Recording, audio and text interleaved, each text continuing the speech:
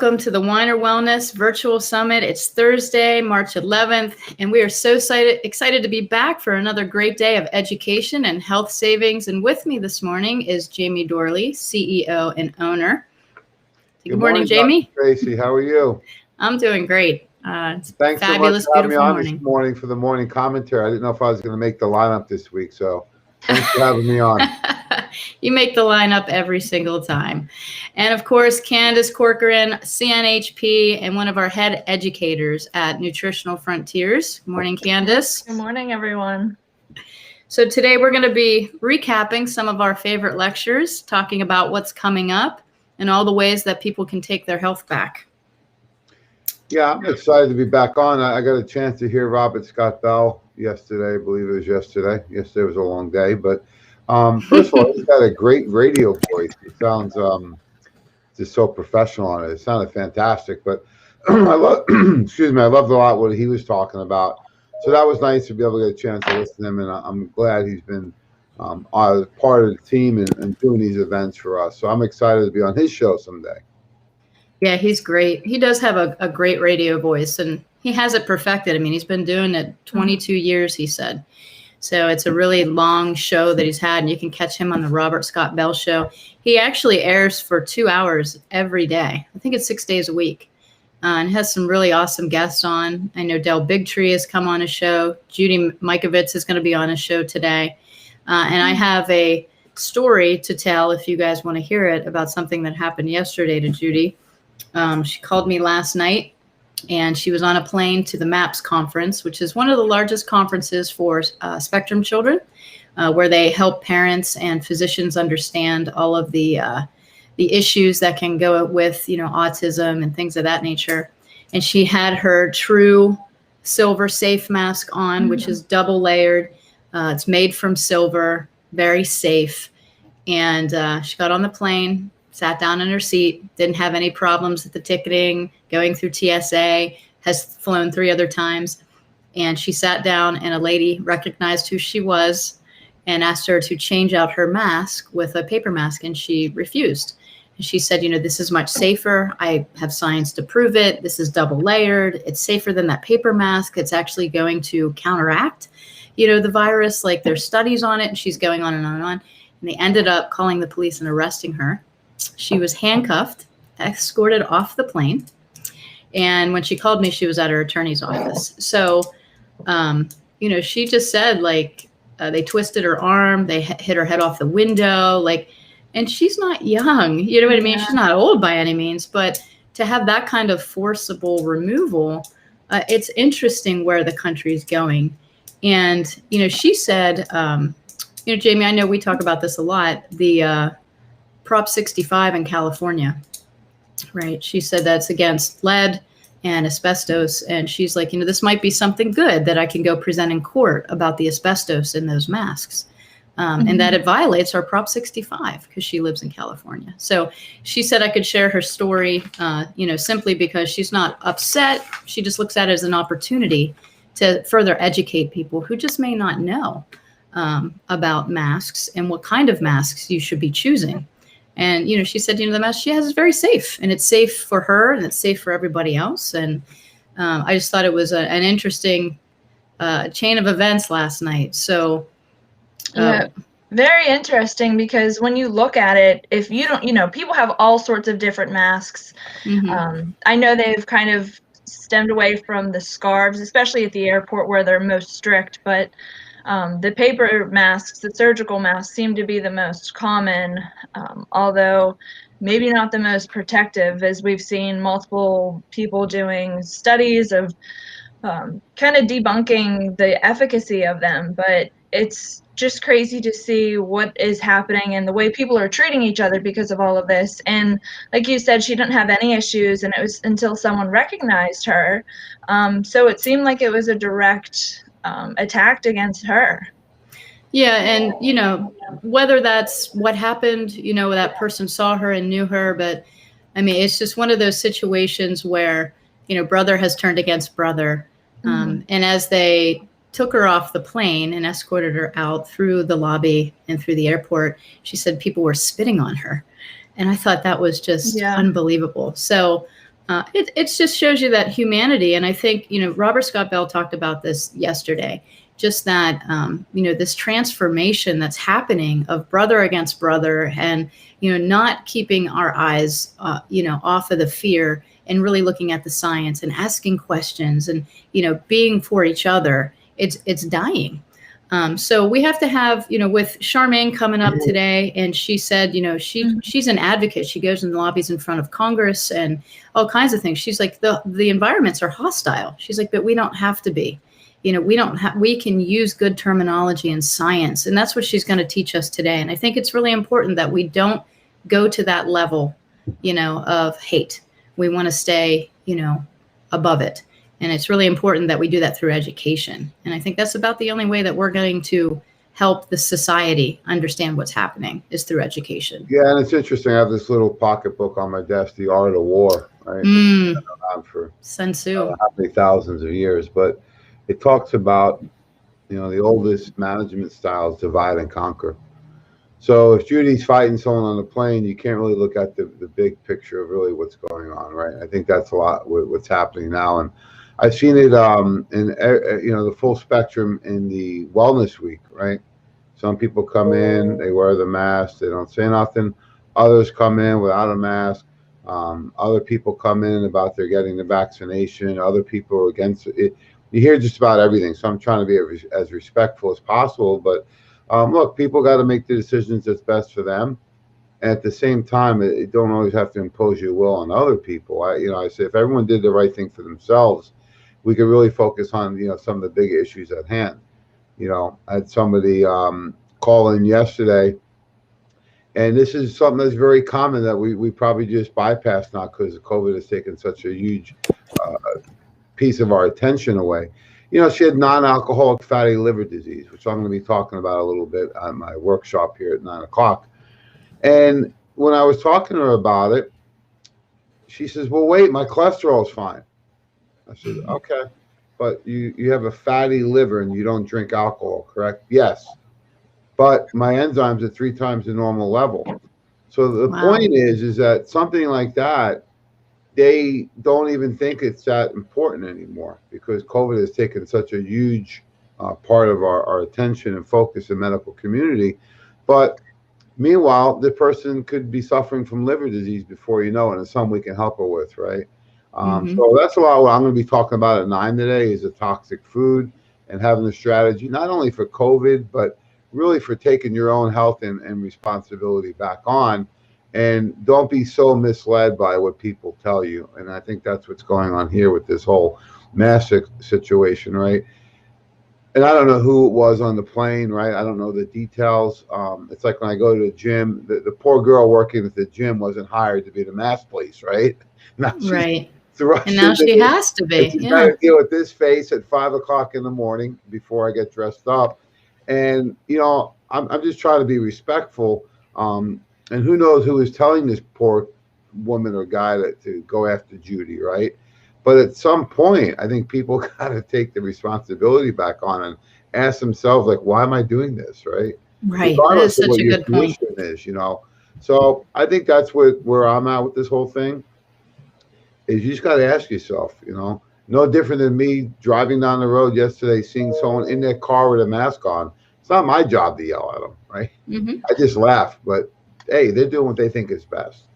I was on the Stairmaster yesterday morning, and the Stairmaster is hard for me. It's pretty intense, and I was just getting a sip of water, and some woman stood right in front of me and stared at me. I know what she was saying with her eyes, right? Like, well, aren't you invading my 6 feet now? So, there's so much temptation to take that, as Mikey would say, the free cheese on the mousetrap. And I think we all just need to be respectful and worry about what we're doing, not so much the person next to us. And they're doing their best based on their experience, right?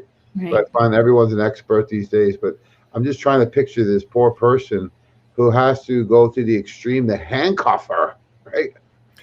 Well, that was the police that did that, but they called the city police and TSA in instead of the airport police. They actually called the city police. So they did file charges, and I can't remember what she said the charges were, but she just said it was it was amazing. Like, she hasn't had any issues, flying the last 3 times, and she has flown with Robert Kennedy and, so on and so forth. So she's like, I wasn't doing anything. I had my mask on. She said it just was like one of those instances where, she was singled out, and that's what happened. And like you said, Jamie, that was a great point. We have to worry about our own selves, accountability and responsibility. And although, your lecture at 9 says clean up and lean up, how do you cleanse, lose weight, and keep it off? It's really about reducing inflammation, lifestyle change, making your body a haven for health rather than disease, and being less susceptible, not only for yourself, but other people, so that your body can take on these viral attacks and bacterial attacks, and you can dumb them down for somebody else. It's really actually a good thing. So it's more than just weight loss, right? That's a side effect. That's a direct effect of a healthy lifestyle, is your body's going to reduce in inflammation. So that one's going to be very relative. And I just had somebody text me yesterday about a fatty liver, so it must be in the air. And, I like you said, they were just like, oh, yeah, I have this fatty liver. But you were talking earlier, we were talking, I think maybe it was in Florida, where all of the little things are getting pushed to the side, and people aren't going for the regular physicals.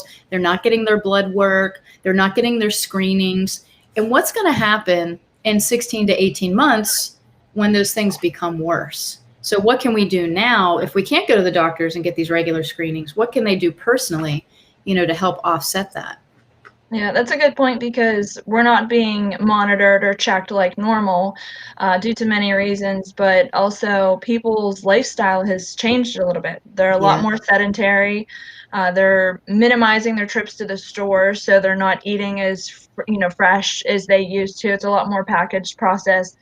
And with so many scares of lockdowns and things like that, people were stocking up on foods that they probably wouldn't normally consume. So those changes are some of the things that are going to affect us the most, not to mention the mental health that's declining, and all the effects that we're experiencing. But a combination of those two, a decline in our physical, actual well-being and health, and not being monitored at the same time to be aware of that, like you said, down the road, months later, we're really going to see the effects.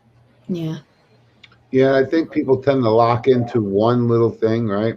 Hey, my cholesterol's normal, even though my liver enzymes are triple the normal levels, right? So your body's not all these attached pieces, right? It works in harmony together. It's the web of your body, right? It's very complex, and they're all connected. So yeah, the cholesterol may not be high, but the liver enzymes are triple, and the body weight's up, right? So I think we got to look at the body as a whole, and not so much, hey, all these little numbers that don't make sense together, right? It's like somebody whose blood work is normal, right? And we look at their vitamin D, it's 31, right? Yeah. Their triglycerides may be elevated. So I think that's the thing that I want to really hammer home today, and is have people get back to focusing on what they can do, and not be so locked into one little thing. Like, hey, if her liver enzymes are down, is she normal now? Right? Mm-hmm. Probably not, right? So I'm excited for it. Who's 10 o'clock today? 10 o'clock is Charmain Rusin. She is Pennsylvania Coalition for Informed Consent. Oh, I got to straighten up when I hear that one. Wow. Yeah, she's going to talk about avenues of advocacy, protecting medical freedom in a hostile environment, and give us some good scientific base, good terminology. And that's her whole thing. She's like, we do not have to go down to their level in order to be heard. We need to stay above it all and make sure that we are advocating for our medical freedom to choose if you want to wear a mask, if you don't want to wear a mask, if you want the vaccine, if you don't want the vaccine. But everything should be choice. And, she, like I said, she goes in front of different lobby groups. She's part of different lobby groups. She goes in front of Congress. She talks to legislators, senators, all types of people. She's a true advocate. And what she does is educate them. She takes in her scientific documentation. She talks to them about healthy lifestyle. She talks to them about programs. She doesn't scream or yell. She's just like, this is the science and the facts that they're not telling you. So let me tell you, and then you make an educated decision as a representative of our state, of our city, of our country, based on both sides. People used to call me all the time and ask me, like, should I vaccinate? I can't tell them to do or not to do that. I would say, here's sources that are on the side of full vaccination schedule, and here's sources that are on the side of either no vaccines or safe vaccines or green vaccines. But you need to read all of these sources so that you make an educated decision, because they love their child as much as I love my child. And because we make a different choice does not mean we don't love our children. And so we have to stop, like we talked with Robert Scott Bell, with the legalism on both sides. I'm right and you're wrong. And there's that space between where everybody is. So yeah, it's really important that we listen to each other. We present the education to each other. And that's all we can do. You know, it's only knowledge. When you apply it to your life and make a decision with that knowledge, that's called wisdom. So that's for everybody else in their personal walk. It's not for us. Well, this is a big one, because I like to get a little more up to date with her position, and you know, what are the freedoms and what are the rights. And I think the other part of it, from where I'm at, you know, we got to remember too, like if we go into someone's store, that's a private business, right?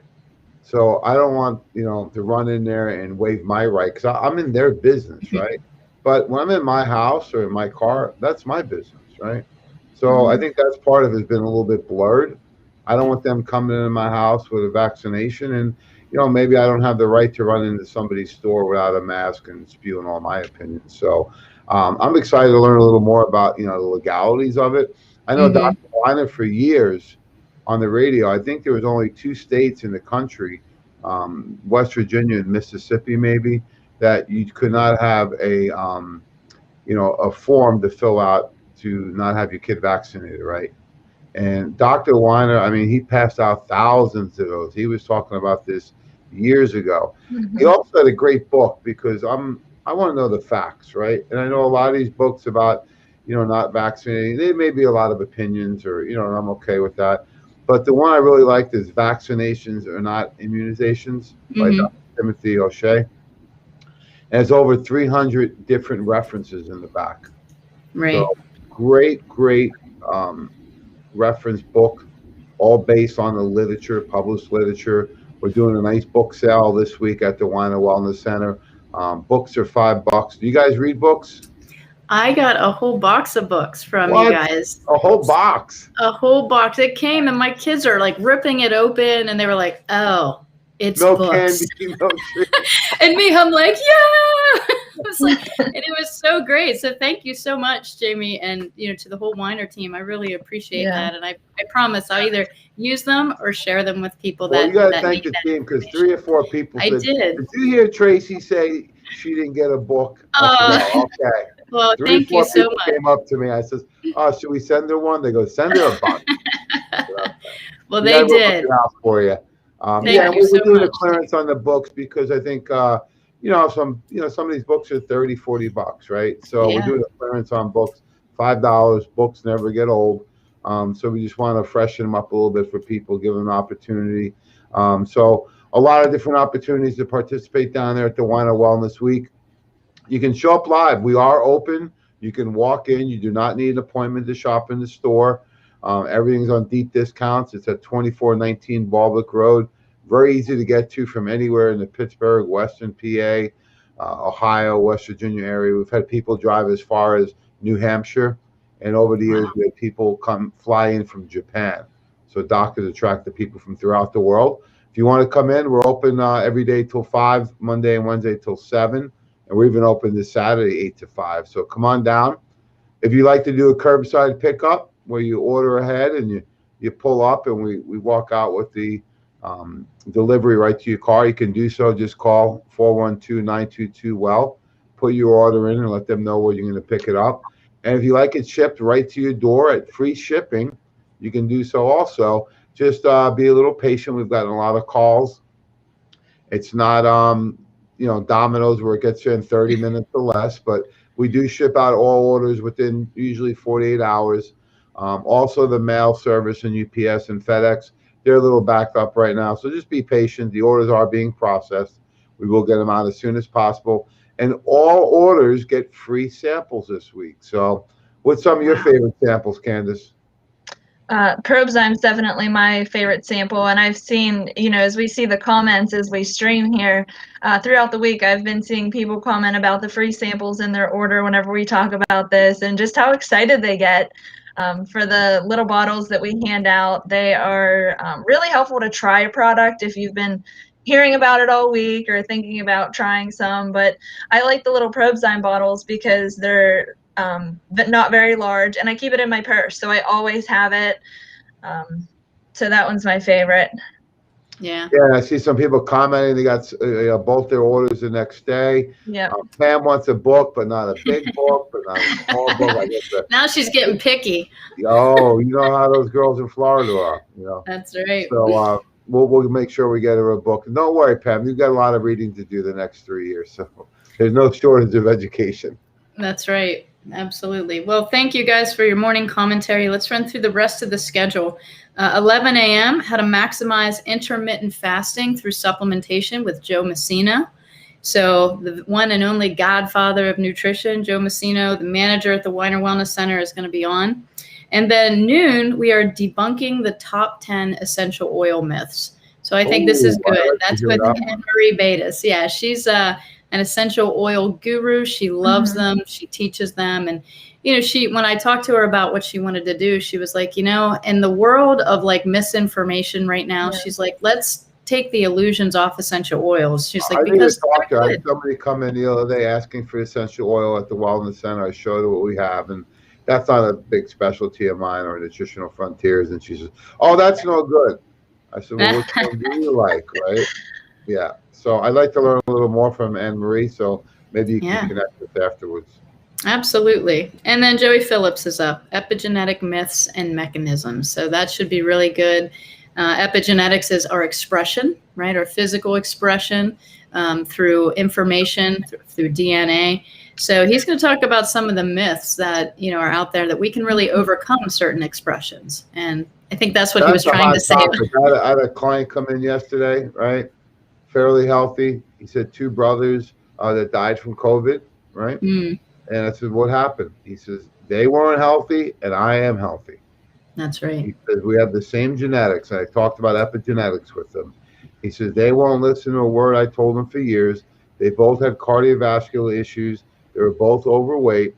They got COVID, and unfortunately, they passed away, right? And he says, I'm healthy, right? And he's 60-something, 7 years old. And he says, it was really upsetting because I've been telling them for years to listen to the radio show. Come to the Wellness Week. He says, I've been coming to these for 20 years since you started them. He says, yeah, I'm not perfect. He says, but I'm in pretty good health. He's moving around good. He's feeling good. Weight's good. And he says, I just couldn't get them to listen and believe anything we said. They just kept following their doctor, allopathic, and they followed him right to the cemetery. And he was really upset, that they were so stubborn they wouldn't listen. He goes, at one point I told him, just come down here. What do you have to lose? So that's that's where I get really upset is that, people need to be open-minded. Doc's famous quote that I always remember, and he had a big bumper sticker actually on his door. It said, minds are like parachutes. They only work when they're open.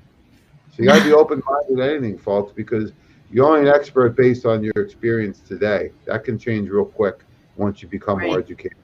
Yeah, Jamie, you make a good point. And as stubborn as I can be in my own ways of what I know, and I'm an expert, and I'm an expert in everything. Jordan never has said that to us. Never. But I'm always open to listening. Jordan's in the background again. He's downstairs texting me. But I know to be true, like what I believe, but I'm always open to listening to others. And part of it's because I'm not very confrontational. I don't want to get into it, but I know that I have to listen and learn. And I'm honestly curious sometimes to, think if you're not believing what I'm believing, what are you believing? So that's one thing, Jamie, that you brought up that really, is something that I resonate with, because you have to hear both sides. And when someone is trying to help you, I think the approach sometimes can be the thing that, makes your decision or not. So I'm always very gentle and open when I am getting advice, and also when I'm offering advice, because some people don't want to hear it. So Right. it is really important to listen to both sides, so that way you can make the best educated decision. Whether you think you're going to change your mind or not, you may hear something. It What was reminds me that, of a Jamie? conversation. I was lucky to meet one of my heroes, Tom Platts. He was Miss and one of the hardest trainers ever. And I got to meet him at this competition one year, and he just stood next to me. We were just chit-chatting away, and he looked at me. He says, "Well, what do you think?" I says, "Me?" He says, "Yeah. Well, like, what's your style of training? What's your thoughts on diet?" And I was like, "He's like, look." He goes, "Everything works, but nothing works the best, right?" He's like, "You got." He goes, I want to hear what you think." He says, "Because I can learn from everybody." Mm-hmm. Now, this was a guy that was like 100 steps ahead of me, but he was just so open-minded. I'll never forget that conversation because it got me to really, and he's open-minded. A world champion talking to somebody who's a novice was open-minded. So you can learn from everybody. Yeah. It's usually what not to do, but be open-minded. And it's usually what not to do. Exactly. I had a call from Dr. Len yesterday. He said, "I just want to ask you your opinion on something." So here he is, PharmD, NDMD, amazing practitioner, one of my favorite people. And I was like, "You're asking me?" Right? So he calls me and he says, "What am I missing?" And we go through this girl's blood. I said, "Vitamin C." And he was like, "Why didn't I think of that?" I was like, "I don't know. You're the vitamin C guy. Like, you're the guy. Like, everybody, vitamin C flush. He takes 15 grams a day. Like, I mean, he is the vitamin C guy." And I said, sometimes it just takes that outside perspective. And when I was having health issues a couple of years ago, I called a friend and I said, "What am I missing?" And she's like, "Vitamin D. Your vitamin D levels are too low." She's like, "Take it at this amount for a couple of days." And it changed my anxiety within days. Like, I was like, oh, so it does help to talk to other people, to hear what they know. And that's why we're all together as a team here, the Weiner doctors, the NF staff, because we're health partners. And I hope that's what we create here with this Weiner Wellness Week. So thank you guys for being here this morning. We are going to get to our first speaker, Jamie Dorley, clean up and lean up, how to do a cleanse, lose weight, and keep it off. And we'll take a little break for a minute, Jamie, let you get situated, and we'll be right back. I'm going to go get hair and makeup Okay, done. all right. We'll touch up. Water your nose. Thanks, guys. Have a great day. Thanks, everyone. We'll see ya. Okay, stay tuned. We'll be back in about 2 minutes with Jamie Dorley, CEO and owner of Nutritional Frontiers and Weiner Wellness Center. And he's going to be talking about lean up and clean up, how to detox, lose weight, reduce inflammation, and all of the benefits of just a healthy lifestyle.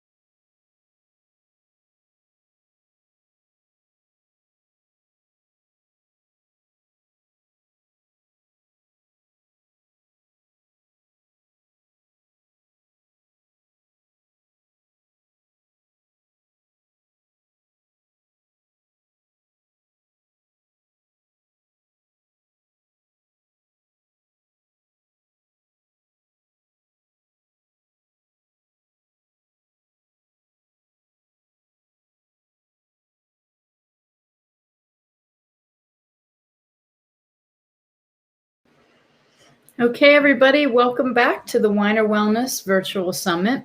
Jamie Dorley, CEO of Nutritional Frontiers, is going to be with us right now, and he's going to be talking about clean up and lean up, how to do a cleanse, lose weight, and keep it off.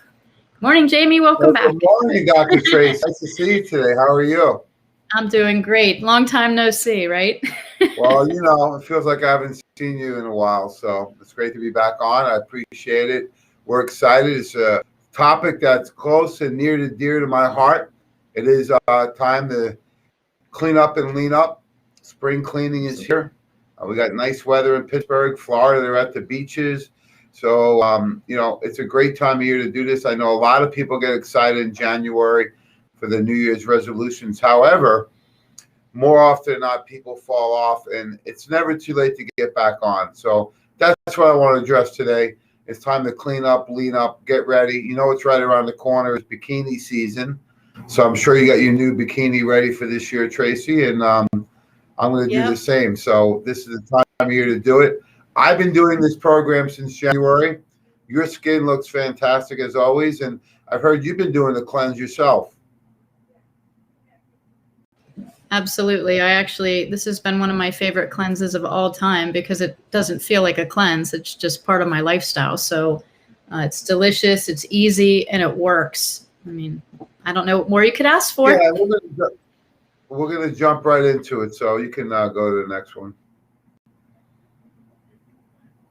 So I wanted to congratulate the one and only, the godfather of rock and roll and the godfather of nutrition, Joe Messino. He's the new manager at Weiner Wellness Center and World of Wellness. They are accepting new patients. So if you like to schedule live, they are accepting new patients. Simply call 412-922-WELL. That's 412-922-9355. And depending on what your goals are, they will help direct you to any of the healthcare professionals. So they have doctors of chiropractic. I actually saw my chiropractor down there this week, Dr. Orbach. Did an incredible adjustment, stretches, muscle therapy, myofascial release, all in one visit. So I love the fact that they do everything there: chiropractic, muscle therapy, functional medicine and nutrition. They do NATE, applied kinesiology, the allergy elimination technique, muscle therapy, you name it, they do it. Everything except for drugs and surgery. So Weiner Wellness Center, now under the new management, Joe Messino. In addition, if you want to do telemedicine, you can do that. And we have Ashley Rozzi this Saturday down there doing some free Zyto scans, and she'll be accepting appointments starting on Friday, March 19th. So great lineup of people down there, genuine experts in their field, and there to help you.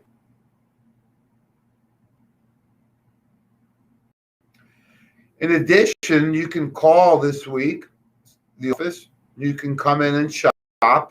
You can do curbside pickup, and they do free ship. But we have a complete state-of-the-art health food store in the Weiner Wellness Center. Trace, have you been in the health food store before? It's been a while, right?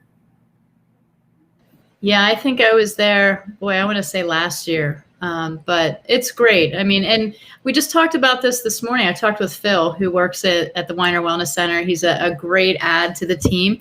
And he was saying people are calling and asking, like, do I have to order by phone or can I come in? And he's like, yeah, you can come in. And I told him, I said, I personally like to go browse. I like to go look at products and read the labels and decide if I want to buy things. I said, there's always something that I see that's new and I want to try it. So yeah, come on in. It's better to get in there, and then you have free reign to ask Jamie or Joe or Jeff Niznik, Dr. Orbach, Dr. Honigman. They're all available to you there, plus the staff. So you can actually have a conversation about some of your health needs. And we have thousands of free articles and literature. Doc was a big proponent of education. So we have many different types of literature there, everything from the lymphatic and liver drainage to info on vaccines to food programs, exercise, you name it, we have it. So if you don't see it, ask somebody there. If we don't have the hard copy, we're more than happy to send you electronic copy. But yeah, it's a great opportunity to walk around, check out all the different formulations they have. vitamins, minerals, herb, personal hygiene products, pillows, you name it, we have it. If you don't see it, we can special order it for you. So I'd just like to give a little bit of my background so people know how I got here. So in December of 2021, I'll be celebrating my 30-year anniversary. Just seeing that on the screen gets me a little nervous, but 30 years already from the time I graduated from Slippery Rock.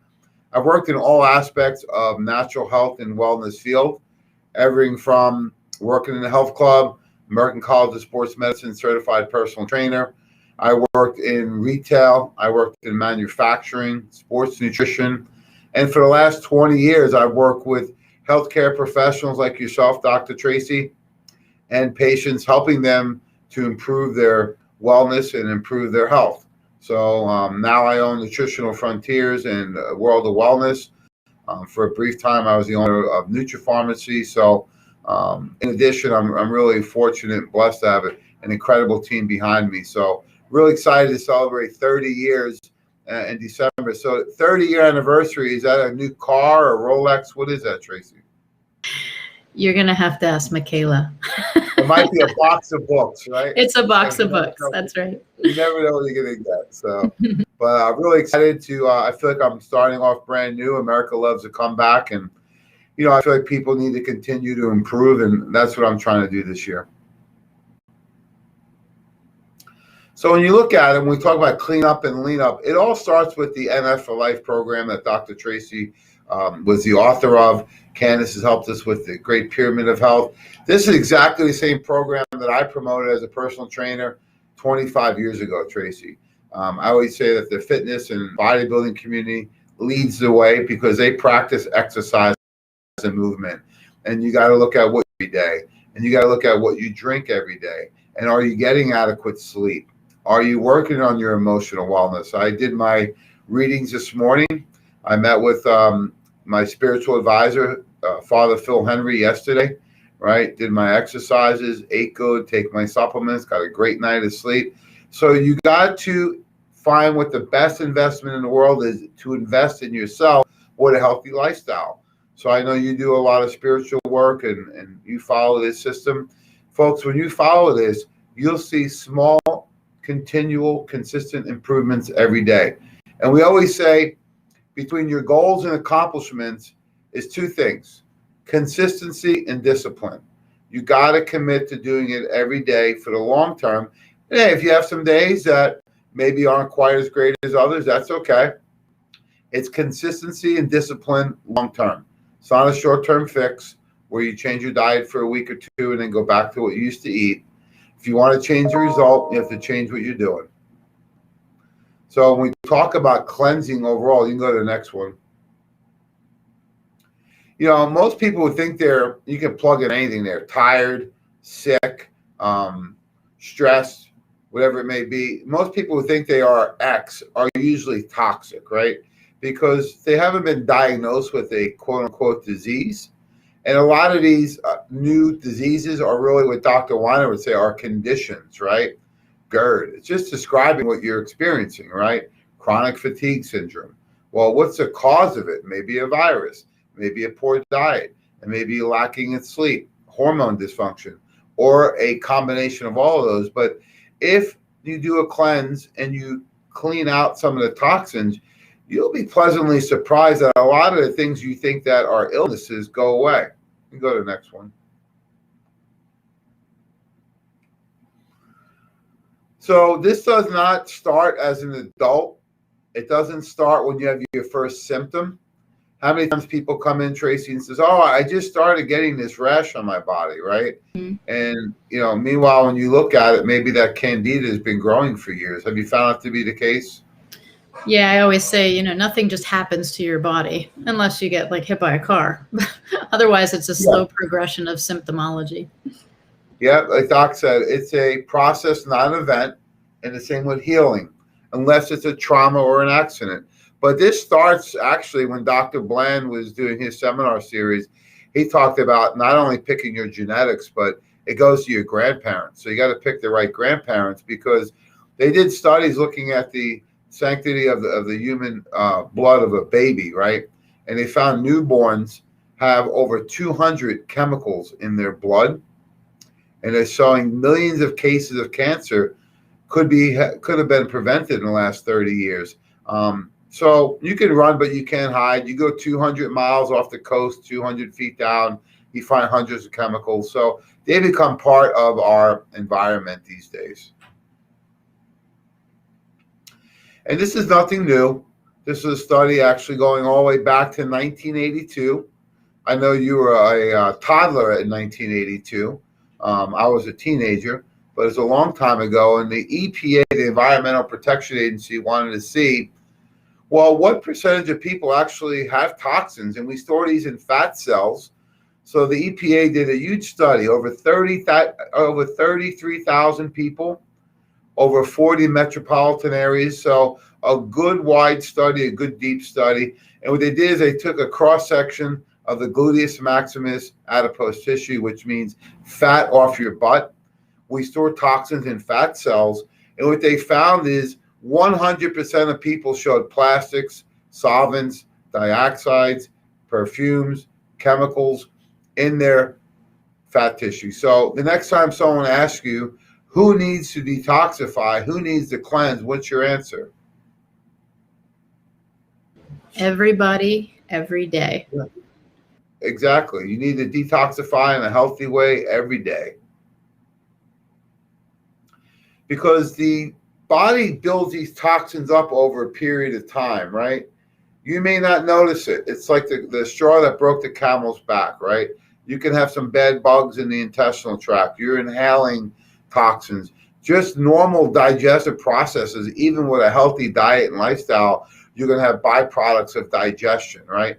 No different when you're burning wood in a fire, you have the coals and ashes when you're done, and some wood that's not even completely burnt. Same thing when you're ingesting and digesting food.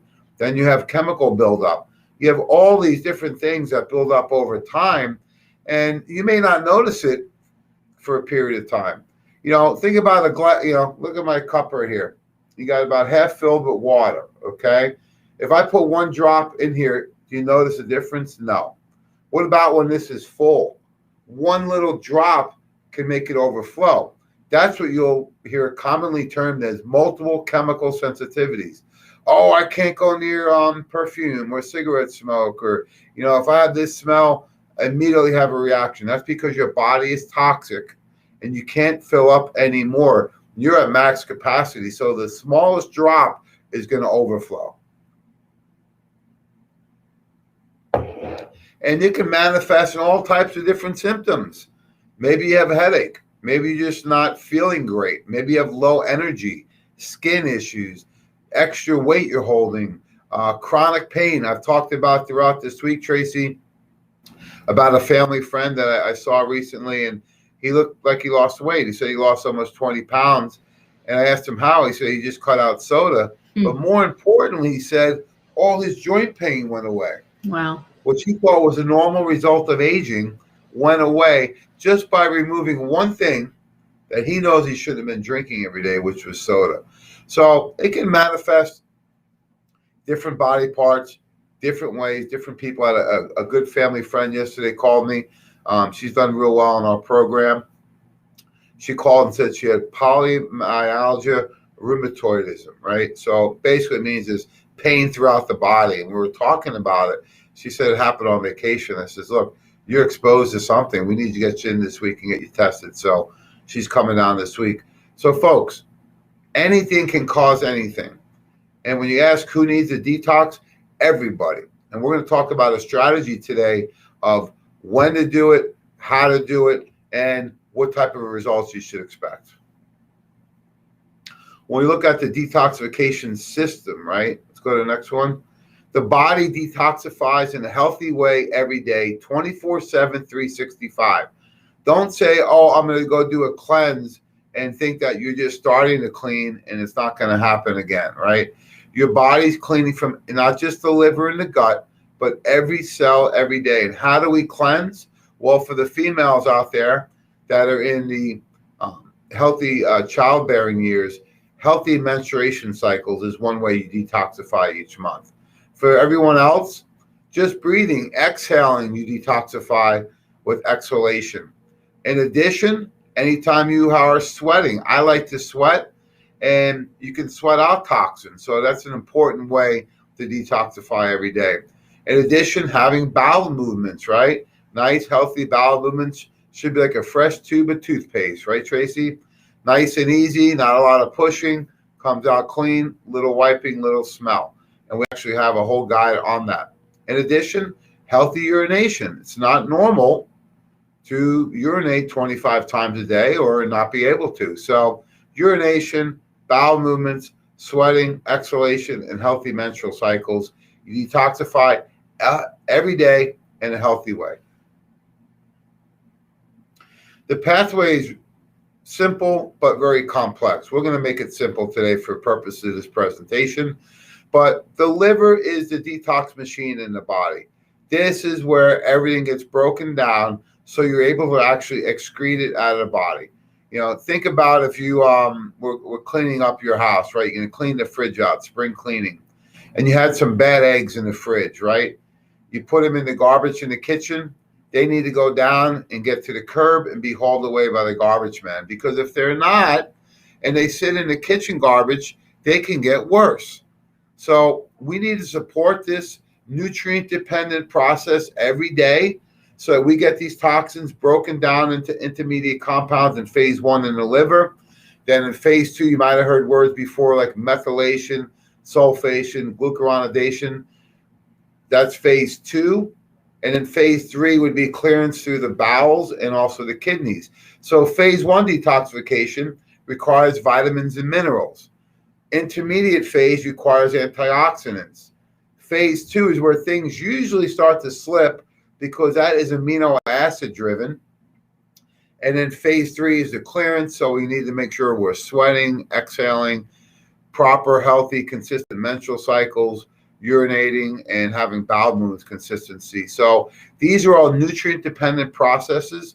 Think about the energy it requires to clean your car. I cleaned mine the other day after about 10 snowstorms. It took a lot of extra effort. Now that it's clean, not going to take as much effort. So the longer it's been since you've done a cleanse, the more effort it's going to take and the more dramatic the changes are. The more you cleanse, the healthier you are. You need to keep doing it. It's not as intense, and you won't see as dramatic changes. So how healthy is the colon? The old naturopath saying is that health and death begins in the colon. So this is a key part of your health. What we found, Tracy, from research is that, especially meat eaters, if you're not having bowel movements, there's enzymes in the colon called glucuronidase. These enzymes will actually resplit hormones that were ready to be excreted and recirculate. So if you are constipated and you have hormone problems, there's a connection between those two. So just like if we're going to wash dishes in the house, you need to make sure the drain is not clogged, because you can't wash dishes in a clogged up drain. So we need to make sure the colon is working properly and you're not having any constipation before we can do any type of cleanse. So a simple thing would be our mag citrate from Nutritional Frontiers or our Frontier Cleanse. Which one do you recommend for your constipated patients? I like them both, but I like the mag citrate. And how do you recommend people take that? I usually say around 350 milligrams or more, especially if they're really constipated. I usually go with a therapeutic dose and tell them to double it up initially and then back down once they start having normal bowel movements. There you heard it from the expert. Double up your mag citrate to catch up. Get those bowels moving. Very simply, take it until the bowels start to move, right? Start with 2, then go to 4, maybe 6 or 8, but it will get it moving. In addition, we do have the Mag Complete powder for people who want the higher dosages right away. So the digestive tract is vital, folks. It's covered in trillions of cells of probiotics. You got to have proper enzymes, stomach acids, bile. So if you don't have a gallbladder, we got to support you with things like betazyme. And remember, where does digestion begin? A lot of people say the gut. Some people say the mouth, where your enzymes are. I say it begins in the food. If you're eating live food, fruits and veggies especially every day, those have enzymes in them. So if you're eating, Pop-Tarts, no enzymes in them. If you're eating fruit, it has enzymes. So the food you eat is vital, and then you need to add in extra enzyme. If you are on acid blockers, we need to take a time out and address that immediately. If you're eating a lot of processed junk food, well, that's probably why you have too much stomach acid, because all that fermented, putrefied food in the gut is not being digested.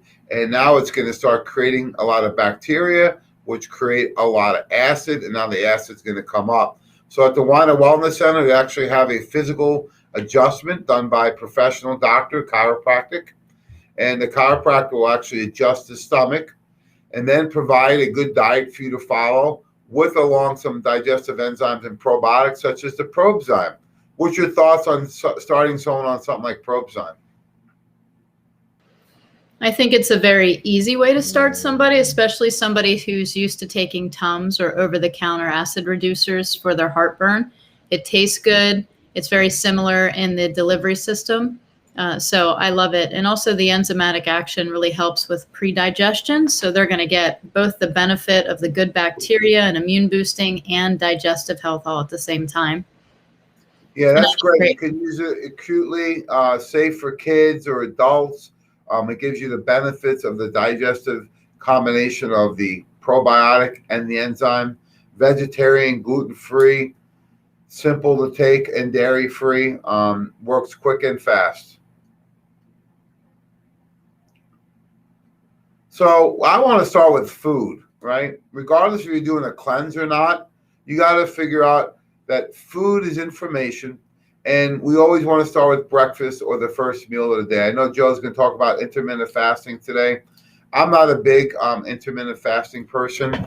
However, I think you can do it with the shake, because I like the concept, Tracy. What I don't like is that people say, well, I met with a doctor and he says, well, I do intermittent fasting. I only eat one meal a day, and we had lunch together, ate chicken wings, right?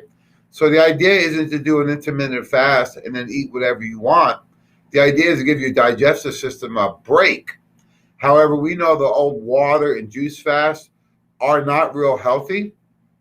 So what we want to do is we want to make sure that people are getting in a nutrient-dense, easy-to-digest food. And, the old Breakfast of Champions cereal, folks, do not eat cereal. And if you do, realize that is a junk food.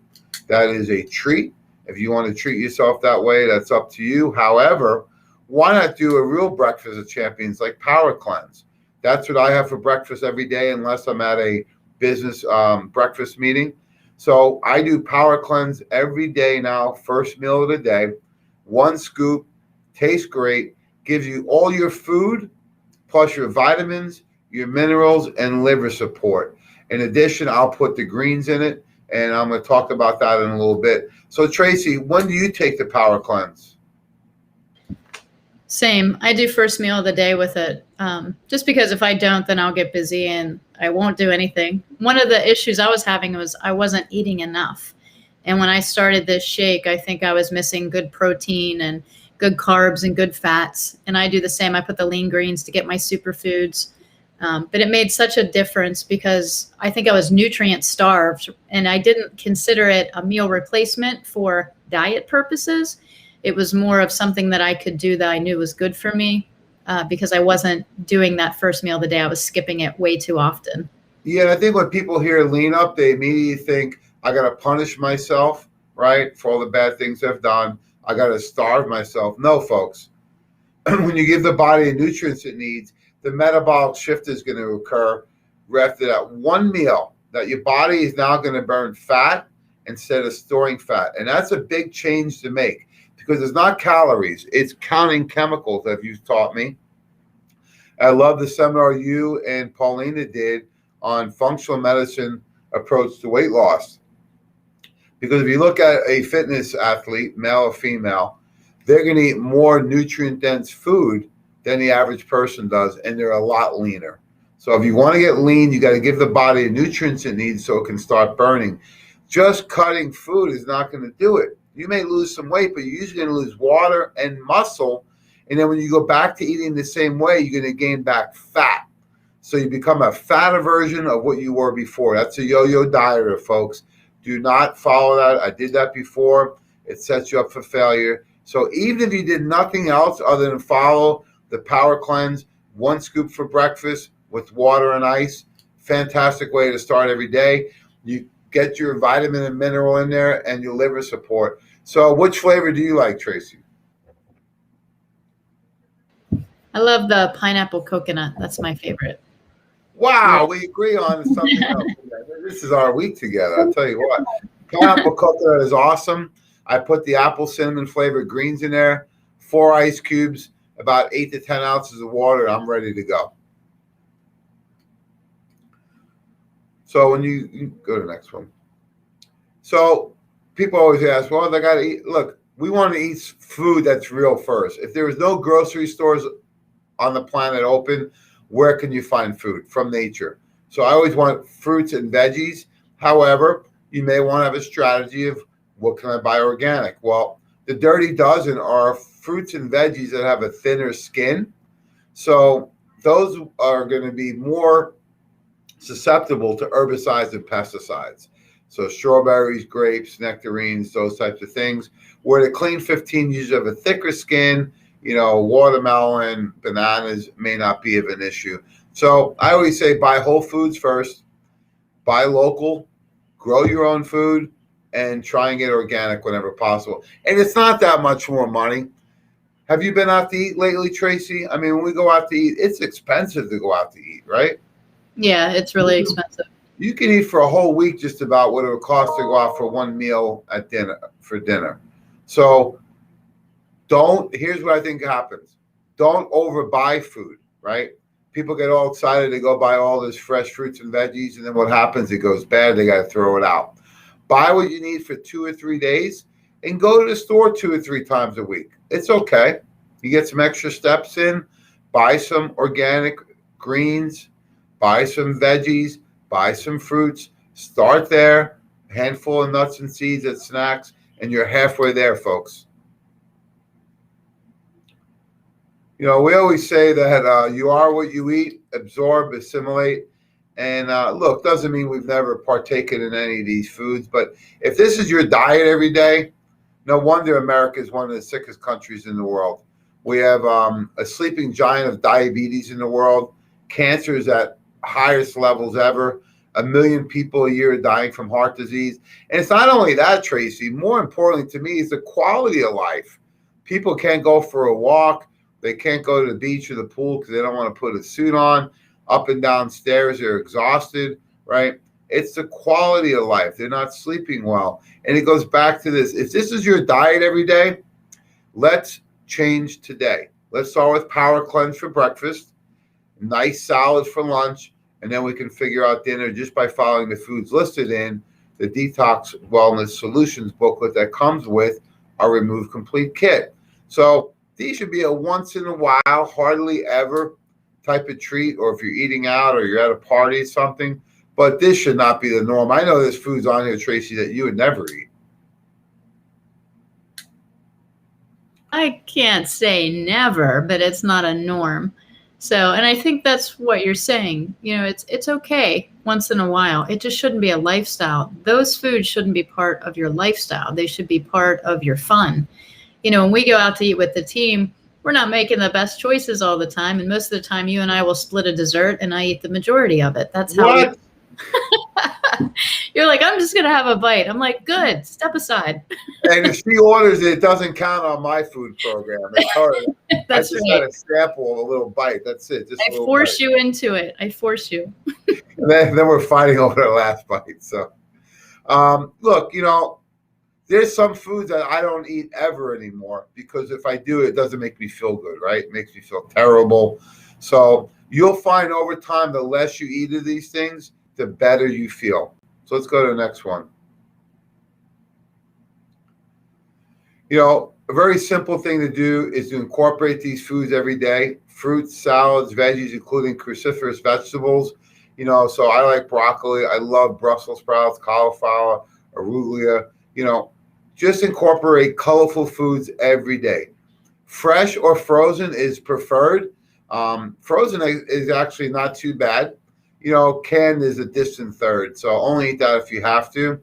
And then if you're eating any meat, fish, chicken, turkey, try and get that organic and grass-fed, whatever possible, because what you eats determines the quality of the food, such as farm-raised fish. Do not eat that. It's fed soy and corn and has much higher levels of the pro-inflammatory fats. So eat wild food, wild fish, instead of farm-raised. And, you got to think about it. What we mentioned on the beginning of this presentation, Tracy, is you got to have a strategy in place for your lifestyle. So food and water is where it all starts. I could probably go at least a month without eating food, right? Maybe longer, depending on where my weight is. However, how long can you go without water, right? Maybe 3 to 5 days. That's it. So water is vital to your body. Most people confuse hunger with they're thirsty. They're dehydrated. And, it doesn't count that you use all these flavored waters and sodas and teas. Talking about pure water. Start slow and slowly increase it, right? Make sure you have it on your desk. We have a water purifier in our office. I have one at home and the other office. Make sure you're drinking enough water every day. You don't have to overdo it, but most people probably underdo it. There's a lot of chemicals that they found in tap water. So make sure you're getting a good bottled water or water purifier. If you're not sure, you can call us at the Wine and Wellness Center, 412-922-WELL. That's 412-922-9355. And your body's 70% water. So you need to make sure you're hydrated.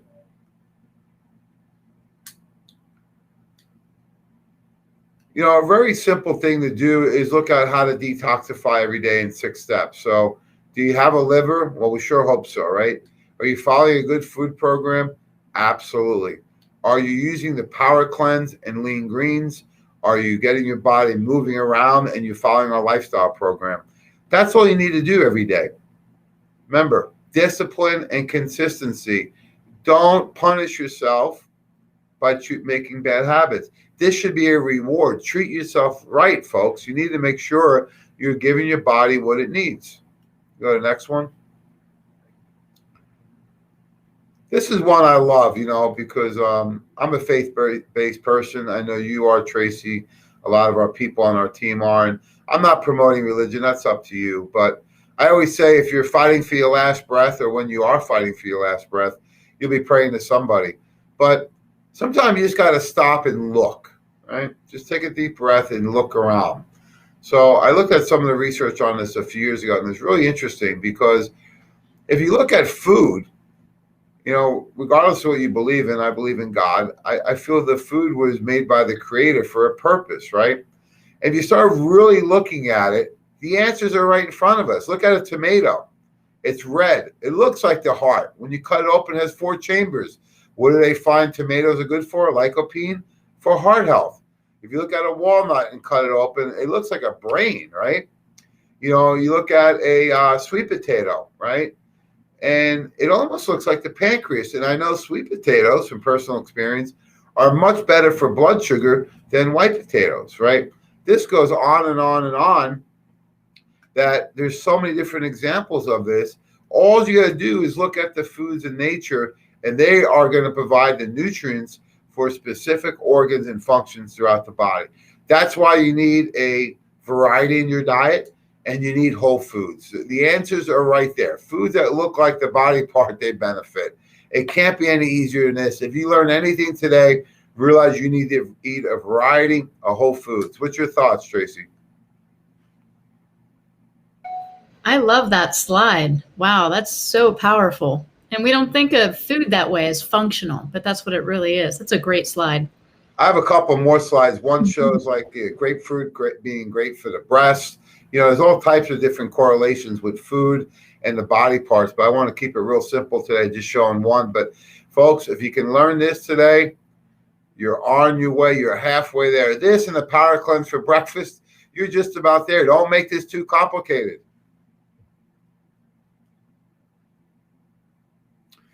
And, look, I promote organic food. I remember I was younger really living on a very limited budget right out of college. I'd buy a lot of tuna fish. And when I get paid, I'd buy the white albacore tuna and thinking it was much better. What I found was that the bigger the fish, the older the fish, the more toxins. And the same with the people. Older the person, bigger the person, higher fat of the person, more toxins. But the light tuna actually has about a third of mercury level of some of the older tuna steak. In addition, even though it's organic, there are herbicides and pesticides in the air that may actually fall on some of the food. So they found about 25% of all organic food actually has some dusting of herbicides and pesticides. No need to get upset or scared. Just make sure you're eating good, healthy, whole foods every day. So just want to make the point, you can run, but you can't hide. So I love the new and improved greens. I do a scoop of this with my power cleanse at least once every day, sometimes twice. The reason being is that no matter what, you need extra superfoods. And the greens has nutrients in that you will not find in the grocery store. And regardless of the shopping or grow season, the greens never gets out of season. It has pre and probiotics in there. It has vitamin C, vitacholine, the number one absorbable glutathione. Glutathione is great as the master antioxidant for your liver. So you need the right glutathione. Have you ever seen a greens powder, Tracy, with probiotics, prebiotics, glutathione, vitacholine, vitamin C, DMG, NAC? Have you ever seen one like that? No, there's nothing like this on the market, and it actually tastes great. Yeah, and we even added biofolate, the active folic acid, which you talked about for 4 hours, MTHFR, and biohacking your genetics. So that's why we added all these super nutrients to this greens powder. In addition, we have lecithin in there, and it's a soy-free version of it. So excellent new updates on the formula. We supercharged our greens, and we did not increase the price. Go to the next one. So we have a Remove Complete kit that was customized by Dr. Tracy Strout. This is designed to give all the nutrients you need. This is the original version that has the power cleanse and the lymphatic tincture. We've actually updated it by adding the greens right to it because we felt that so many people were combining the power cleanse and the greens already. We did some little trials and testing in our office with our team. I've been on it since January. I feel great.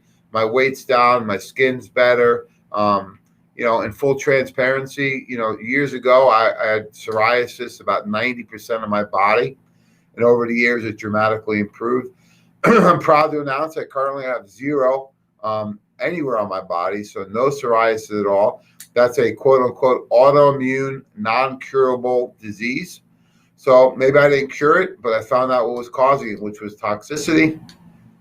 So Remove Complete, great to help you clean up and lean up, great to help you detoxify, safe and effective. And it's a great value because I've seen a lot of cleanses out there cost hundreds, if not thousands of dollars. The Remove Complete kit costs you a few bucks a day for about what you would pay at Starbucks. So great way to get started. You want to comment at all on success of the Remove Complete kit?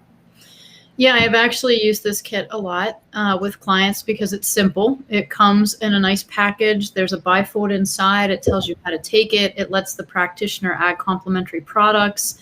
Also, how they want the client to use it.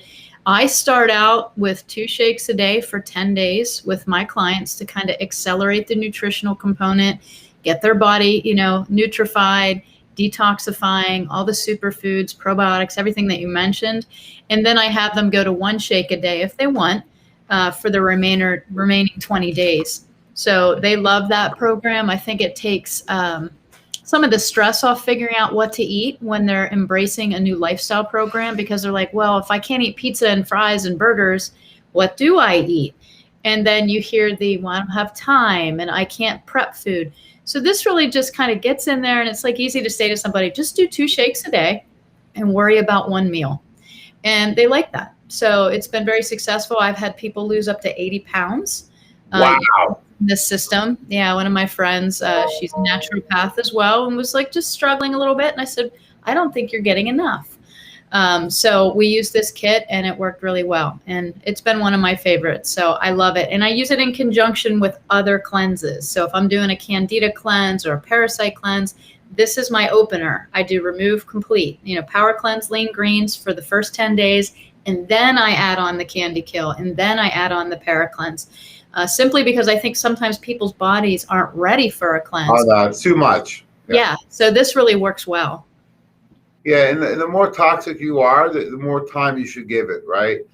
You can ease right into it. Do one for breakfast, eat a nice healthy salad for lunch, and then eat some lean protein, veggies, and maybe a little bit of fruit. If you need a little snack here or there, a small handful of nuts is what I recommend for people. Don't go crazy. It takes the edge off. You can do a scoop of nut butter or a little handful of nuts.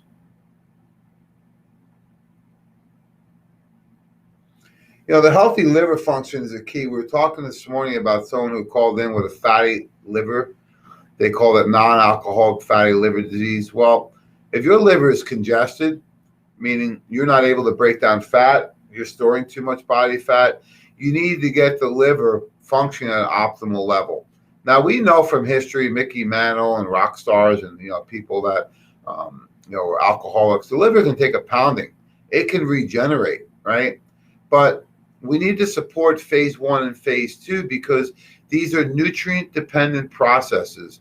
And the power cleanse with the greens provide all the nutrients you need for phase 1, intermediate, compounds, phase 2, and phase 3. It's all in those. All you need to do is do 1 to 2 shakes per day, folks. It's simple and easy.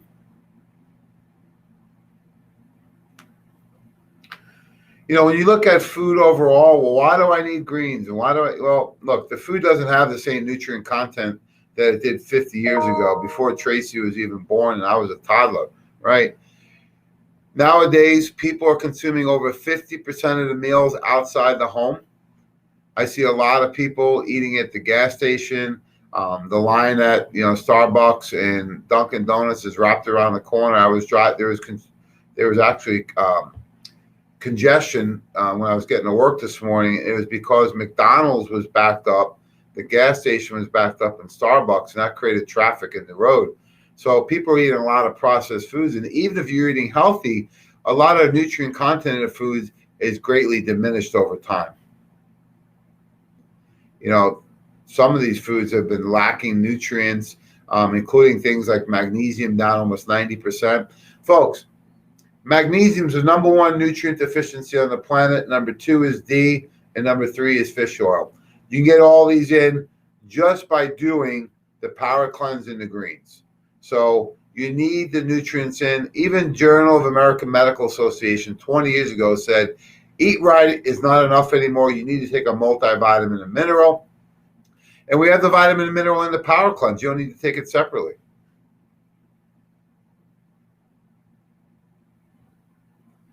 So we have this new and improved greens, simple and effective, 3 trademarked ingredients in the greens, prebiotics, probiotics, taste great.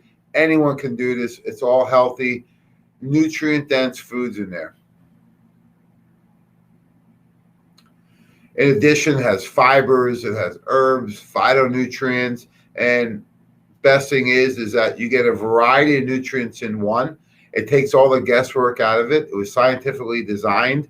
And oftentimes what I find, Tracy, Dr. Edwin Lee did his test with his patients, and I did the same thing for myself, and I scored the same number.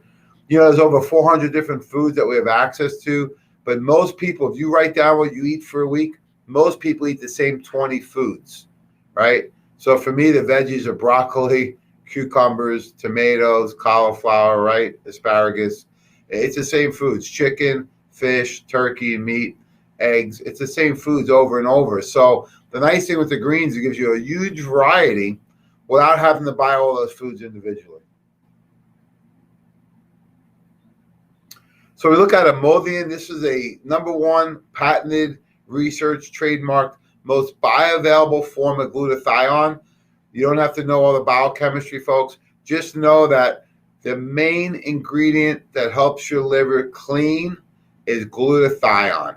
Things like DMG, cysteine, N-acetylcysteine, glycine, taurine, all these amino acids all lead to glutathione production, glutamine, SAMe. So we take those nutrients in, but now with the bioavailable form that you can take orally, we use Imodium. This is from our partners at Gnosis that make the quadrifolate.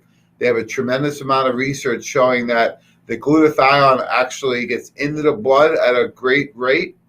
And more importantly, Tracy, gets in your cells and it turns on liver function. So this is fantastic. This is groundbreaking research by our partners at Gnosis, and another reason why Nutritional Frontiers uses the premier ingredients in our formulations. I have not seen other greens with Imodium in it, nor will we in the future. Some of the things it helps with is with liver function, immune system, brain, heart. So why not utilize a patented research trademark ingredient? So we're really excited. What are your thoughts on some of the preliminary work you've done with the Imodium? I love it. I like it because it helps the body produce what we need. And, a lot of the liposomal glutathiones, they might drive somebody too fast into detox, converts too much homocysteine. They can get like some anxiety issues because there's no nutrient backer. It's just glutathione being shoved into the system. This is different because when we couple it with the power cleanse, then we're getting that front end quadrifolic, right? That B vitamin that's going to drive methylation. And then you get the detox aspect of converting the homocysteine to glutathione with the Imodium. So it's just a win-win all the way around, especially for people that have genetic mutations like MTHFR mutations. Oh, yeah. A great system. And if you think about it overall, right, the glutathione is really important. So have you ever tried or smelled liposomal glutathione? Yeah, it doesn't smell good. What's it smell like? Eggs. Good eggs or bad eggs? Rotten eggs, yeah. Rotten eggs, right? Yeah, so you go to a trade show, they have samples. All the hardcore professional people walking around, including myself, we try it once. We say, oh, my God, who's going to take that, right? And it's only one nutrient. We add the glutathione to all the other nutrients, so you get the synergy of those nutrients together, and you maximize your results. We don't want to drive just one thing, as much as that may be important. This is a whole family, and we have the proprietary detoxification blend. We use non-corn, non-GMO vitamin C, DMG, dimethylglycine, vitacholine, which is really important for liver, brain, and heart function. Vitacholine actually pulls fats out of the liver and converts them to ATP, right? Think about someone who has a fatty liver.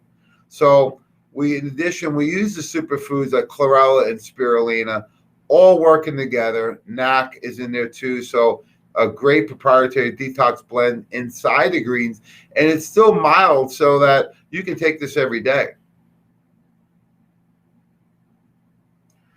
So we have all the fibers in here. This is great because we've added in the chelating agents, right? So the fibers will attach the toxins and pull them right through the colon and with the bowels. And we also use chelating agents. Chelators have the ability, some of these toxins, Tracy, are very stubborn. We can't get them out of the body. And with the evolution of the human body, we can't keep up with the amount of toxins we've been exposed to in the last 2 generations. So we're being exposed to toxins at a much greater rate than we can adapt to. So what happens is a lot of these toxins, we don't have the ability to detoxify them and pulling out of the body. So we need to chelate them, attach to them, and pull them through. And some of the chelators are the spirulina and chlorella.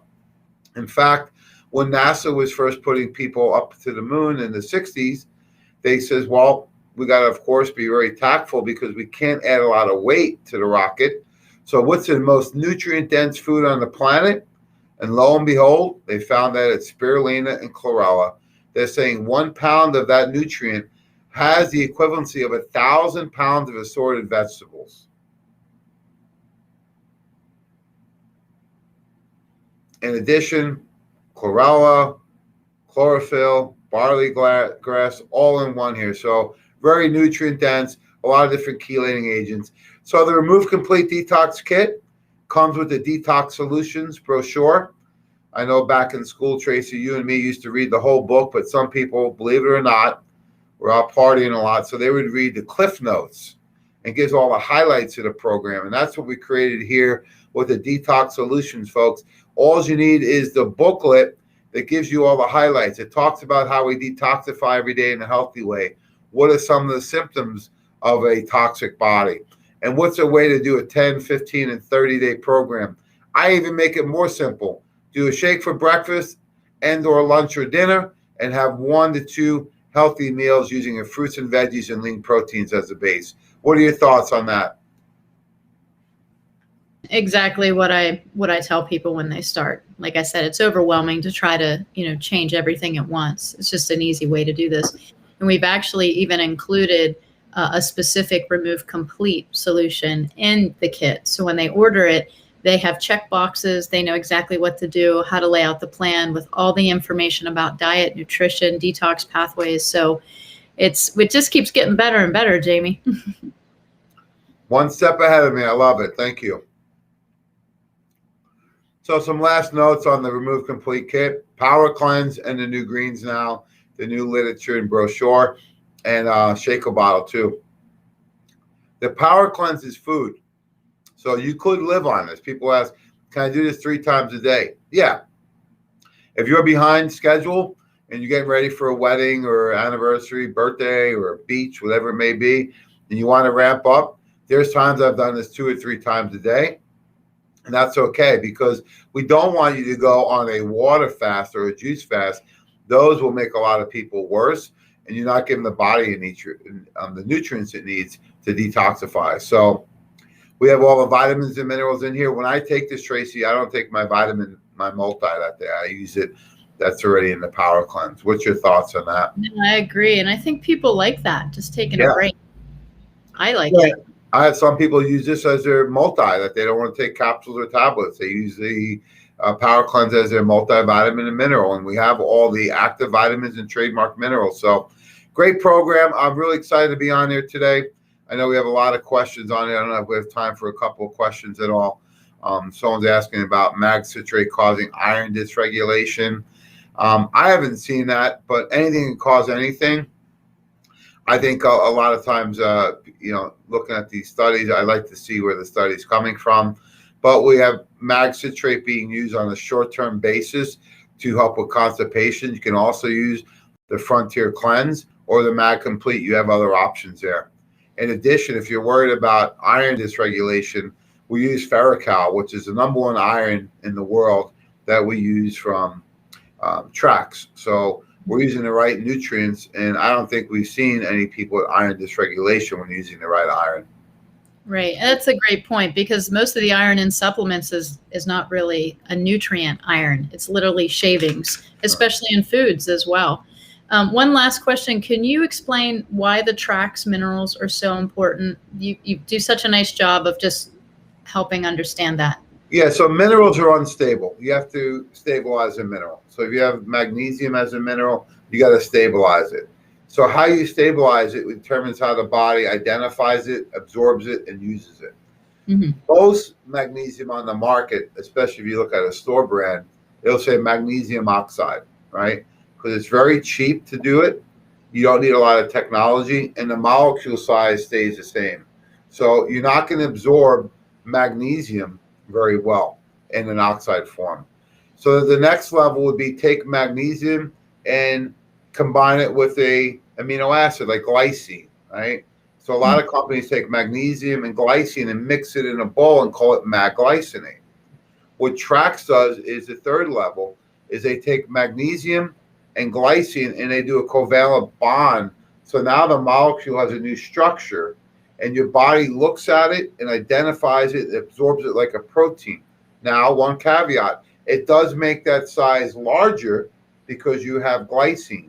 So if you say, well, it's only 100 milligrams, don't worry about the dose in this case, because your body will get a much better result because of the form of the ingredient, not so much the dose. Yeah. That's great. And last question to clarify, you can stop your multivitamin while using Power Cleanse, even if you're only using it once a day?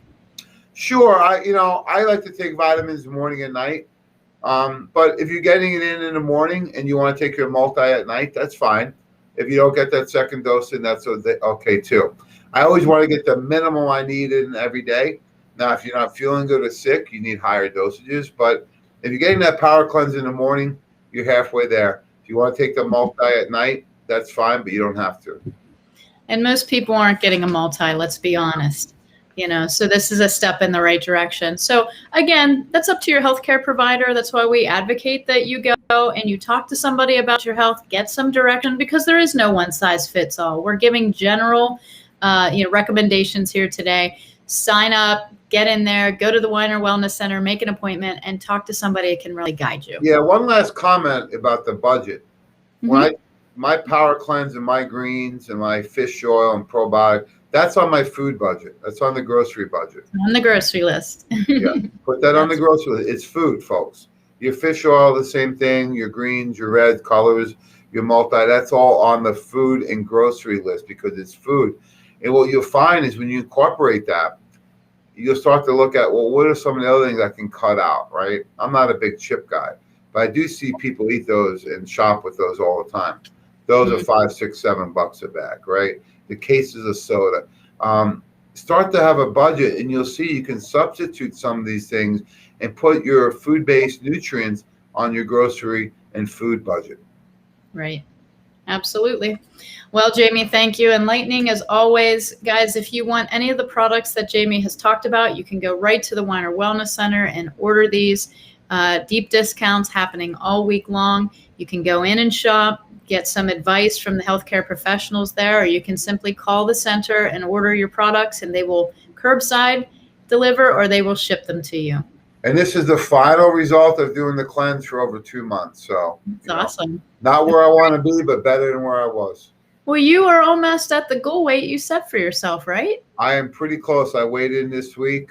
Full transparency, 218. My goal is 208 to about 212. That's my fight in shape. So I'm real close to that. And I'll be there by the time I hit the beach in June. Awesome. Well, congratulations. Keep going. We're so glad that you're healthy. And that's what we need to be to do all the things that we need to do in this life. So thank you, Jamie. Thanks, guys. Have a great day. And God bless, Tracy. God bless. All right, guys, stay tuned because in about 1 minute, we're going to bring on Charmain Rusin. She is part of the Pennsylvania Coalition for Informed Consent. She's an amazing advocate, and she's going to be teaching us today avenues of advocacy in hostile environments. She has a lot of new things to share, and I think you're going to find this so enlightening. It's really important that we know what our medical freedom and our rights are. So please share the stream right now with anybody that is struggling with, advocating for their medical freedoms, trying to figure out how to navigate through this COVID world. Super important. So please just click the share button right now and share it with as many people as possible. So stay tuned. We'll be ready in about 1 minute.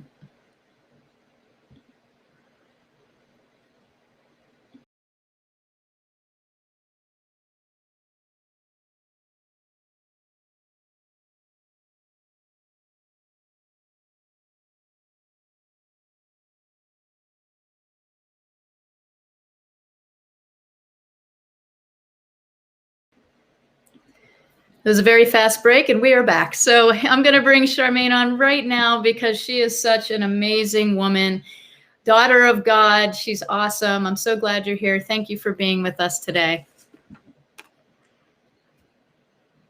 Pleasure. It's really wonderful for the Weiner Wellness Center to give us the opportunity to talk to people about medical freedom and, just get the word out about what people can do, empower them to take action, because it's a front and center issue for anyone who wants to be in control of their own health. And that's the kind of people that the Weiner Wellness Center caters to, people who want to take charge of their own health. So I'm just so grateful that I was invited.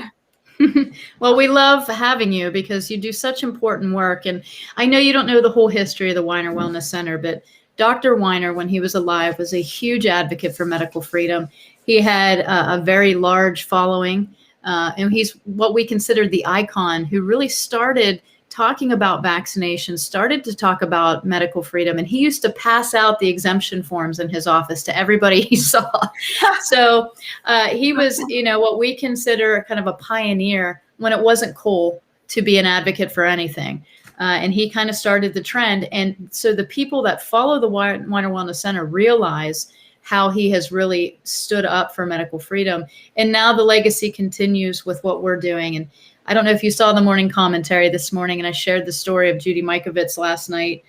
She called me and was removed from a plane in handcuffs, kind of forcefully. And she's, not an older person, but she's not a spring chicken either. So many things are happening. It was a very hostile environment.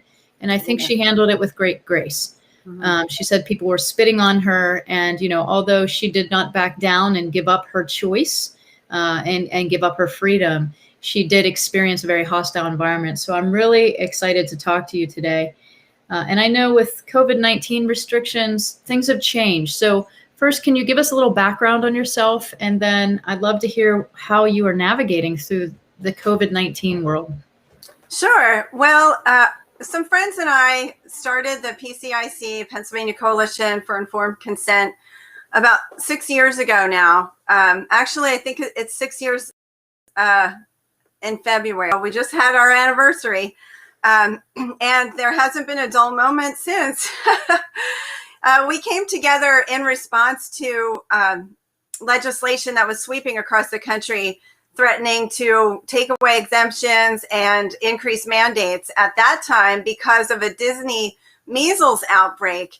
And when you compare the climate we're in now to the climate we were in then, and we thought that was difficult and hostile, well, boy, we are, 10 times what that ever was. So since that time, we've grown, very grassroots style, all volunteer organization. We are, parents, we are employees, we are healthcare providers, and we are just standing together to defend our right to make our own decisions about what goes in our bodies and the bodies of our children. So we are a statewide group. We are a 501c4, meaning we can have political opinions publicly. So that's what we do. We look for ways to navigate in different arenas, political as well as, grassroots on the ground and locally, and just person to person, how to maintain our freedoms. And since COVID-19 hit, things have really changed. The atmosphere has shifted. And for the people who have been with us, like arm in arm through this fight over the last year and some months, well, you know how frustrating it's been, because once we were under this emergency disaster declaration here in Pennsylvania, all of the legislative power was zapped from the people who actually represent us in the General Assembly here in Pennsylvania.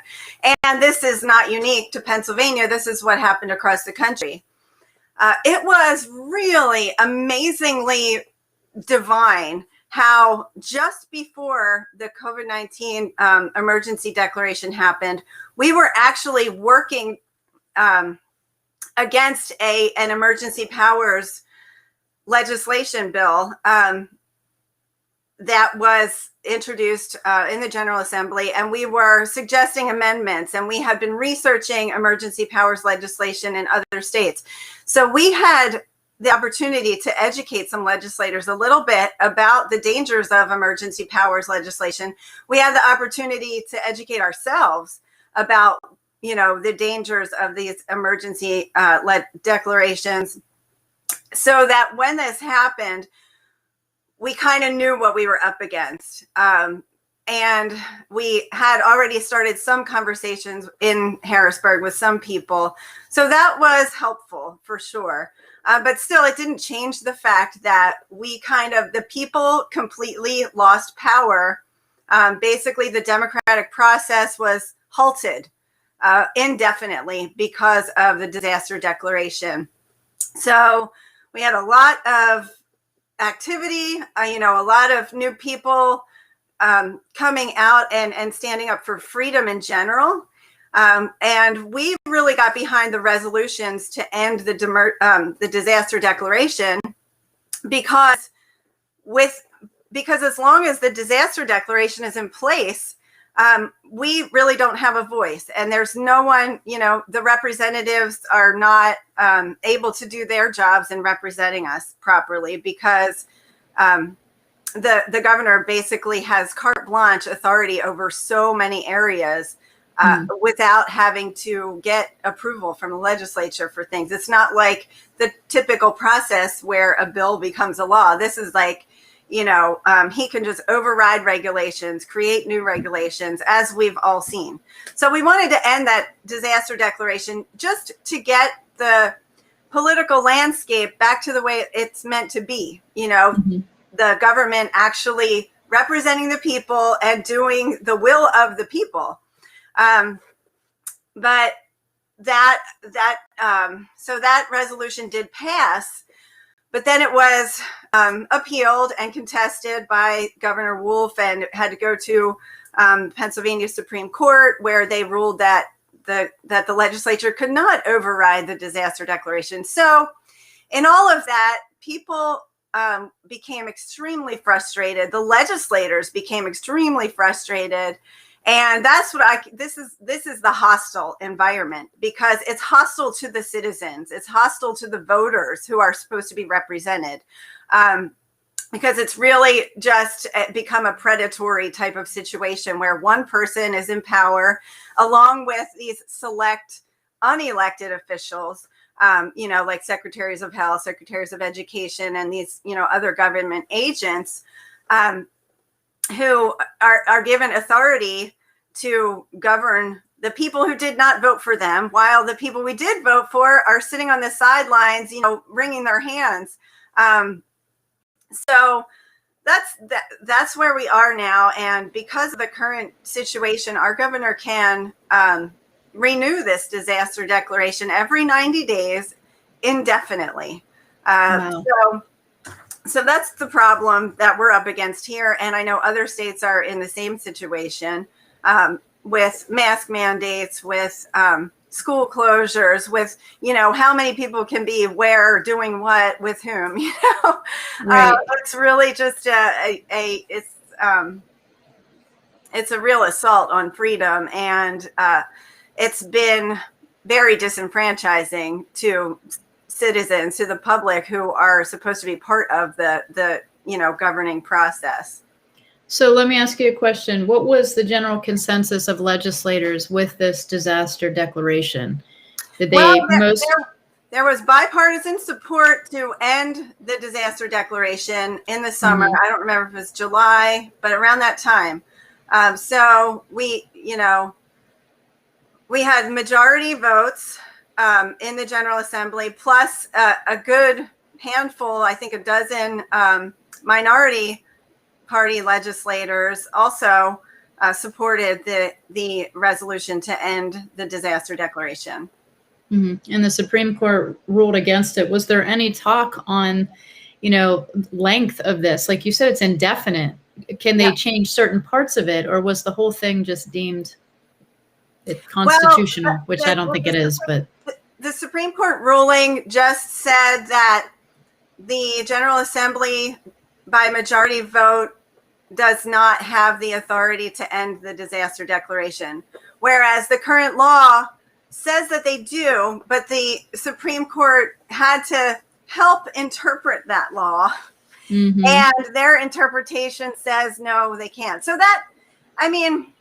from a logical point of view, it really would seem that piece was put into the law as a protection to prevent this kind of endless tyrannical rule, So I believe, that a logical person, a rational person looking at that can say, well, the intent of this law was to prevent a runaway governor from just endlessly depriving people of their rights and giving the authority to the House of Representatives by majority vote to, bring things back to the balance of power. But the Supreme Court found differently. Wow, that's amazing. Yeah. So pretty much we are in a position right now of dictatorship. Pretty That's much. how it looks. Pretty much. And, it's not a partisan issue. It's really a democracy issue. And there's so much talk about voter suppression and, people on every side of the aisle really having this kind of visceral reaction to the value of their vote. But what people really need, that feeling of my vote needs to count, really needs to be coupled with, well, my representative who I vote for needs to be able to do their job of representing me. I mean, you can vote, your vote can be counted, every time, but if the person you elect has been, taken out of their role temporarily by this disaster declaration or indefinitely, then that vote really didn't count, did it? And that's the thing that I think we really need to get in front of people. And we are going to have an opportunity to take back that power with an upcoming referendum vote in May. Wow, that's great. So I have to be honest with you. I don't think many people know this. And they're watching the news. They have all eyes on the virus. And in the meantime, we've lost our rights. We've lost our freedom, and we've lost our power as we, the people, that was guaranteed to us. Now we have pretty much a dictatorship in place with other officials we didn't elect who have governing power over our state and may not represent what the majority of people who voted want. So this is a really, I would say, dangerous position to be in. So tell me a little bit about May. What's going to happen there? What are you working towards? So in May, we will have 2 ballot measures here in Pennsylvania. Now, I know your audience goes beyond the borders of our state, but I can only speak to what's happening here really, because we are very much a state focused advocacy group. Believe me, just the state advocacy keeps us busy enough. So we have 2 referendums coming up that will deal with this disaster declaration. That's what it's called here. Some places you hear call it a state of emergency, but it's the same thing. The disaster declaration is the rule that the governor can use to temporarily halt people's rights. So there are 3 ballot referendums. The 2 that concern the emergency powers are the ones that we are interested in and we are promoting. And again, this is, it's not a partisan issue. It's a democracy issue. And one of these referendums, it will change the disaster declaration rule to where the governor can only declare a disaster for 21 days. And after 21 days, it must be approved by the General Assembly by majority vote in order to be renewed. So right now, the law is that the governor can declare a disaster for 90 days, and it will automatically renew unless they get a supermajority vote to stop it. So that is a very big change. So it's kind of like opt in, opt out. Right now we have a situation where the governor has free reign unless a supermajority can stop him. In the new scenario, the governor only have that power for 21 days, and then he would need approval from all of the people who represent all of the people. And if those people, in their wisdom and their ability to talk to the constituents and make decisions based on what the people want, if there still is a disaster, an emergency after 21 days that requires more, severe kind of governing authorities, then they can renew it. It's not, we don't want to paint a picture like, oh, if there's really an emergency, they're not going to give us what we actually need to deal with it. Well, that's absurd. The people are just, the legislators will do their job. They will renew it if it's appropriate, and they will not renew it if it's not appropriate. And that's really what we need them to do. We need them to be part of the process. So that would be excellent. If that passes, that would be really a more proper way to lead a democratic republic with those who represent us. The other referenda ballot measure is related to what we talked about with that Supreme Court decision. So it would kind of clarify existing law that I was talking about, how the Supreme Court interpreted it a certain way. Well, it would solidify the meaning of that rule where the elected officials, the legislators, the General Assembly can stop a resolution. Can stop a disaster declaration with just a simple majority vote. So that would be clarifying the law that's already existing, and it would supersede the Supreme Court's decision that decided the other way, kind of against the representation and the General Assembly. And just to make it clear for people that are just jumping on now and tuning in, the majority rule did vote to stop the disaster. They did, and they wanted to stop it. It was a bipartisan support. Bipartisan, right. Uh-huh. So it wasn't, the right or the left battling each other. They were together in a majority vote to stop the disaster article. And the Supreme Court said, no, they don't have the authority, although the law says different. That amazes me how our laws and justice are not being upheld in our own courts of law. So how do people get involved with this movement? Well, how can we help? Well, I just want to expand a little bit on how things are different right now still. Yeah, absolutely. So one of the big changes that we're seeing now that we don't have the power, right, the way we typically did, we're still doing advocacy the way we did. We're still, educating legislators, but now their doors are closed, right? We can't get in. We can't be in the Capitol. Our group used to be in the Capitol once a month during session months, having meetings, giving out literature, building relationships. So we need to keep that going, but it takes extra effort right now. It takes a lot of phone calls. It takes, you kind of need a thicker skin right now because it's hard to meet. People are, legislators not even answering the phone a lot of the time. So it's a very different situation, but we do want people to keep trying to get meetings, even if you get a virtual meeting, because one of the things that has happened is that this medical freedom issue has been quickly pushed right to the front page. It is front page news. It is on everybody's mind. And there's a lot of decision makers and influencers out there who right now have opportunities to decide how they're going to handle, this COVID vaccine when it comes to their employees, when it comes to students.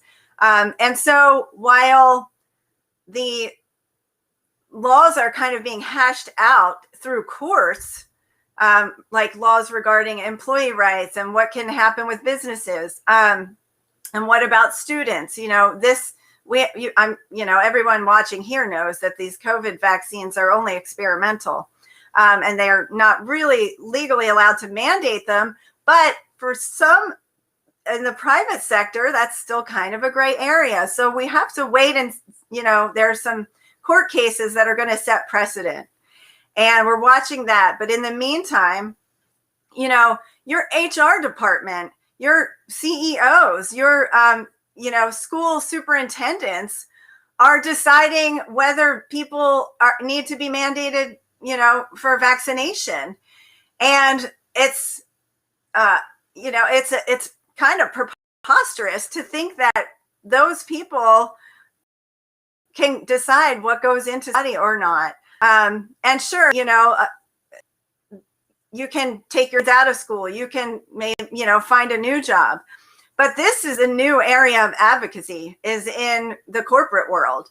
It's in these HR departments. It's in the school board, where people who, historically were not given this type of authority, all of a sudden find themselves, faced with the question, well, do we mandate vaccines for all the teachers? Do we mandate testing for all the students? And many of these private sector entities and, school boards and whatnot are kind of looking at the gray area and finding the line that they can walk on to not be sued and not be financially liable, but still have kind of an authoritarian position over the health, the health choices of the people that are within their authority. So that requires grassroots action. And I see, one of the big issues around that is we're not at the water coolers. The parents aren't standing together outside at the pickup lines for school. They're not on the sidelines of the sports games talking about these things. And so it's become a challenge to find the people that agree, that want to help uphold our rights, that want to keep medical freedom. It's been, you have to be very intentional to seek someone out who might not already agree with you and try to have a conversation. But the way the environment is right now, everything's online. Every conversation is online.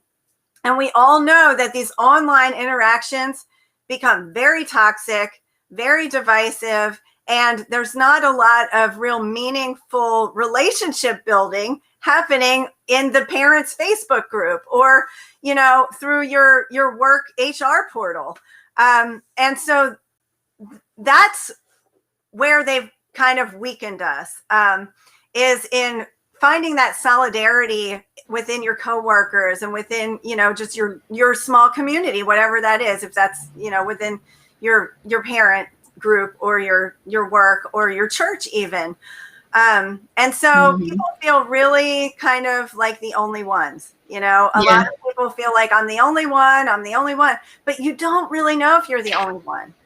If you were on the sideline of the soccer game or the baseball game, you might overhear somebody saying, well, geez, did you hear this about this vaccine? Or, I don't really want, I think it's wrong that they need to test our kids every week. I don't want to do that. What's funny is, I think when you are the person that says that or does that, you start to have people shy away from you. Right. So I'm always that mom. I got to tell you, I'm not invited to any mom groups anymore. But, one of the things that I've learned is that this conditioning started long ago. Let's start with debate teams in school so that there's a right and wrong side. Take a side. You have to take a side. You don't have to take a side. The side we should be on should be keeping our freedom and unity within our country. And then the second thing was everybody gets a trophy, right? So they dumb down being special. They dumb down the standouts. We don't want anybody to stand out or be special. So when you do stand up and you say, hey, everyone's like, oh, she's a look at me girl. And you're not. You're just trying to do something to get people to move. And then the third thing is that people don't want to be that person. They don't want to be hated. They want to be liked and accepted. And liked and accepted and loving your neighbor now means placing a face diaper over your face and getting a vaccine. Because if you don't do that, then you don't love your neighbor. So they've done a really good job of keeping people silenced and making them feel bad about standing up for the things that are actually good. And it's they've done a great job. I mean, you have to hand it to the marketing of the CDC and all the powers that be. They've done a great job of dumbing us down over the last 50 years, preparing for this massive takeover. So it's great points, because I think the grassroots is where it is. It's when the parents say, no, I'm not doing that. And neither is my kid. And you can't deny me an education. You can't deny my child an education over a policy that's not a law. So, and who are you? What authority do you have in health over my child to say that they need this in order to protect themselves and somebody else? And that's where that grassroots starts. And I love this so much, because we need terminology. We need to know what to say and how to say it, so that there is a level of opening and conversation and respect. Yeah. Well, you're right. So one of the big changes that, has occurred now that this medical freedom is a frontline issue, it's bully culture has become acceptable. Those of us who are on the side of just kind of seeing the big picture, it's amazing how there's so much talk about tolerance and equality, but there's so much propagation and encouragement towards bullying. So we're seeing, the contradictions and the lies, and we do need a cultural shift. A cultural shift is what's needed. And in order for that to happen, we can't just be online. I know there are online influencers, and there can be meaningful, changes that can happen online, but we need relationships. We need to be the cultural change. And persecution sucks. The early church fathers, the early church became a place to be fortified and trained for persecution, because if you were a Christian, you're going to be persecuted. So they had small groups.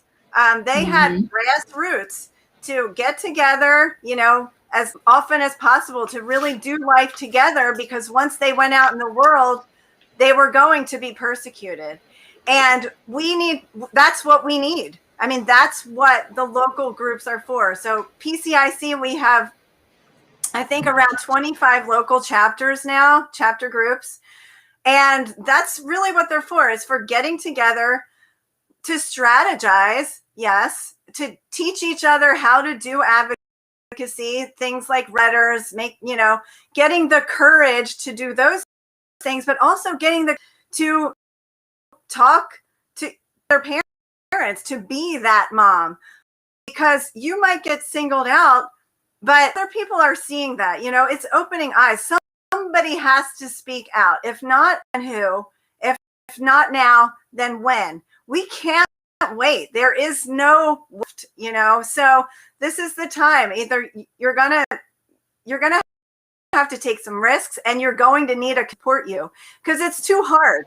It's too hard to do it on your own. So we do have online communities, of course, with PCIC, but I am constantly just encouraging people to get a local network. It doesn't matter if it's 5 families, or 5 people, or you and your chiropractor and their spouse, but you need someone to come back to after you're out in the world fighting these battles, so you can, dress each other's wounds and just give yourselves, a break from the fight, so that you can rise up and fight another day.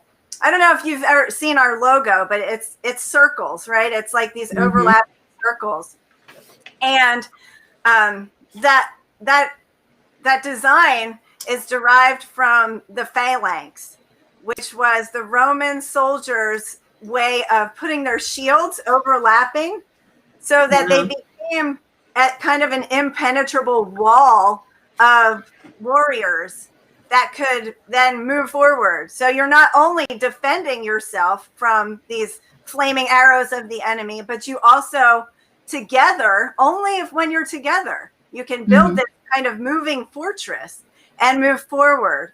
And that's what we have always aimed to do. And you need to be locking arms with people in real life. So I want to touch on something real quick, because what you said kind of sparked something for me, because me, I'm not afraid to stand up and speak out. I don't really care what people think. I care that our freedoms are being preserved, and that real science and real data and information is getting out there, not just this indoctrination of everything, not just what they want you to see. This is the first time, though, that I've seen children be used as a weapon against against our freedom and for this movement. So, for example, my kids, for me to go into the school and say, no, my kids will not wear a mask, and you can't deny them the education. My children are persecuted. My kids are targeted. These teachers take it out on my children, the ones that believe in all of this stuff. Other teachers, I get patted on the back. I can go anywhere in this little town of 5,000 people, and I can't tell you how many people come up to me quietly, whisper, I love your posts. Keep doing what you're doing. But they won't stand up. They won't comment. And I always say, I have like all these stalkers on Facebook that live right in my town, but none of them will stand up and say, that's right. That's me too. Me too. Let's go do this. And that's the biggest deflating part.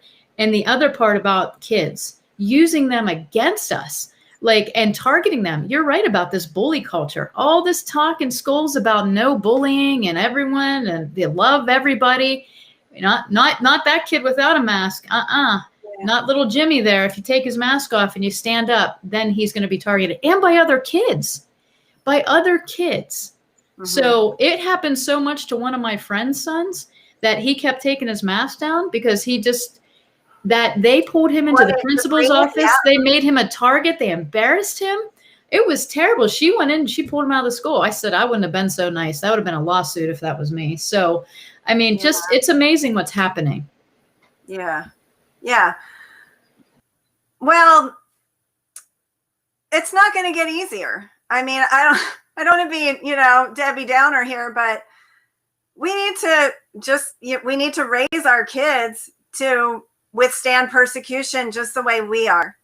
And I really think one of the big barriers that we have for really, most people, maybe not, maybe you and I, we're maybe not in this category because we have had the blessing to be kind of aware of things all for a long time, right? So we can see what's happening and not let ourselves get emotionally overtaken by it. But most people are not like that. And so we have people in a deep state of fear, really on both sides now. So we have, it's so criminal and it's so evil, how the media and the state agents have blanketed everyone in fear. And it's fear the virus. And now, we're people on our side coming out saying, well, fear the vaccine. And to me, when I see this, like the big picture, you can't really fight fear with fear and get anywhere. You just all end up in the same dead space. So we need to make sure that we get ourselves right in the head first. And I think that comes with a lot of inner healing, a lot of, whatever you need to do, whether it's your faith, whether it's your community. But we need to make sure that our heads are straight because we can't come at this from a place of fear, from fearing for our children or fearing for fearing the microchip or fearing, mandates, whatever it is. We need to not let that become the thought that drives us. We can't lead with fear. We can't lead with anger. So we need to, and that's another reason why I think these communities, these small, close-knit communities are so critical because we need to maintain our own peace of mind. We need to come at this with love, compassion. I think the thing that we are facing now is how do we get people free from this deep, deep state of bondage to fear so that they can think rationally again. Of these people who you say who are like patting you on the back secretly or, people will send a secret, a private message. Thanks for posting that. I won't push the like button, but I'm really glad you did. Well, those people are Yeah. also in the same state of fear that everyone else is in, you know, and I don't want to sound condescending at all, but this, you know, I just was blessed because I've worked in the area of 12-step recovery for a really long time. And I know the devastating effects of fear and denial, right? So to, you know, recognize, am I letting fear rule me? And if I am, I need to recognize that, come out of denial, and get to a place where I'm making sure I'm rational, and I can start conversations with other people. But we have to come at them like they can't, you know, it's so hard to just have a rational conversation. And that's why I don't think the internet is going to do it. Because no one gets more rational the more time they spend online. Right. Just the opposite. We get into this abyss, this filter bubble, which really is a deep pit of, you know, destruction. No matter what the internet is feeding you, it's only feeding you things that are going to make you angry, that are going to make you fearful, and that are going to solidify your pre-existing beliefs, no matter what they are. So if we want to actually have authentic relationships with people, we need to recognize, you know, we need to get humility, and we need to start with compassion. And that's hard. It's really hard because people are so dang mean. This is and, you know, I mean, I was going down that path before. Now I've come back online to educate. I just want to show people, like, here's the truth. Like, let's talk about these things that they say are bad, but are really good. And just getting people to shift their mindset to maybe be open to hearing it, right? Because you first have to have somebody that's willing to have the conversation. And that's a tough thing. You know, they don't want to hear that they're wrong, maybe in their choice, and we don't want to hear that we're wrong, maybe in our choice. So it's a very difficult area to navigate right now. And it really has changed. COVID-19 has changed. And Robert Scott Bell got on there the other day, and he said there was a transformation of consciousness that happened with this COVID illusion. And he said, you know, it's been bigger than anything we've ever seen before. So I just think everything you're saying is right on point, and you're just enlightening so many people to what is the underlying root of what we need to look at. Not a vaccine, not a mask, right? It's not those things. Those are distractions. But the real core issue is the fact that our voices are no longer heard. And our choices and our freedoms are diminishing. Not about wearing a mask or not wearing a mask, but in everything. We have somebody that can just do whatever he wants now every 90 days, and we have zero power. And we have officials that aren't government officials governing over our land.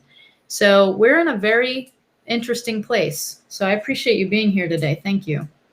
Oh yeah, well, you know, we've been shut up. Yeah.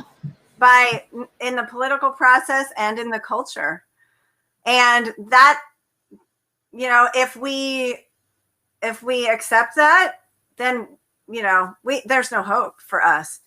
And even from, you know, 6 years ago when we started this group, a lot of people see me as the face of PCIC. And that's not because I'm running it. And it's not because I'm doing the most work or anything.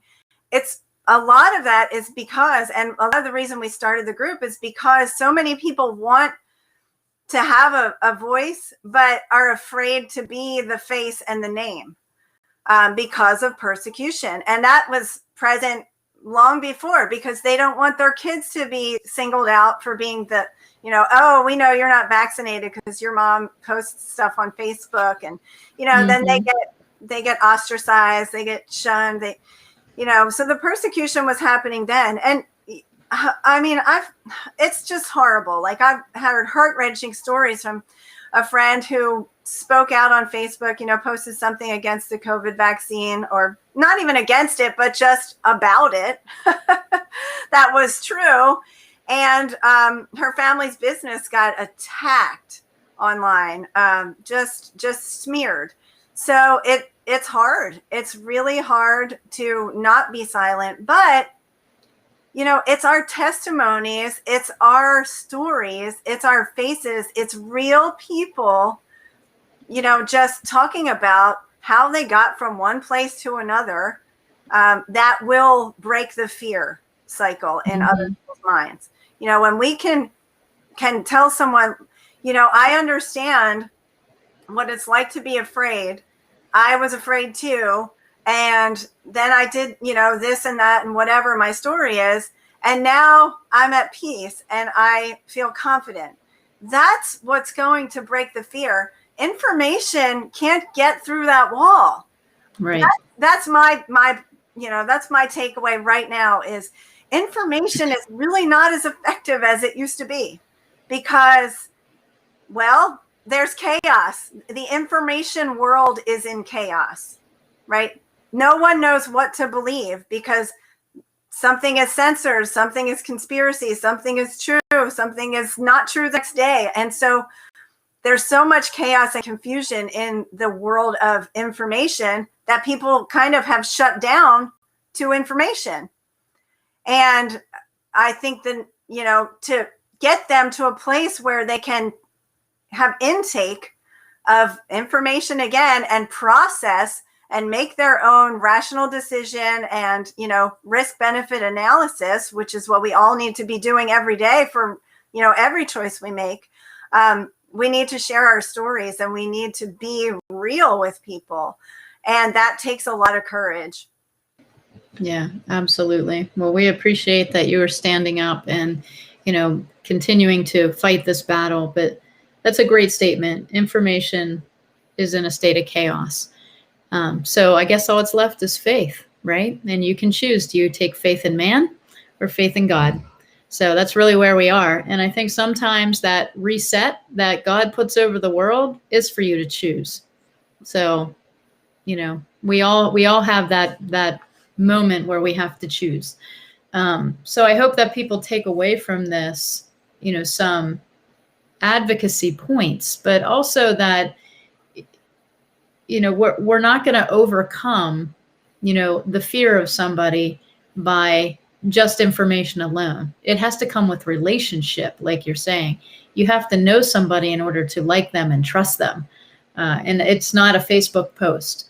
So I realized that. That's why I took some time off. I went and did real relationships, like went out, talked to people, and I still continue to do that. So, everybody do their part the way you can. It doesn't have to be a full advocacy group. It might just be, like you said, on the sidelines, talking to parents, speaking out, standing firm.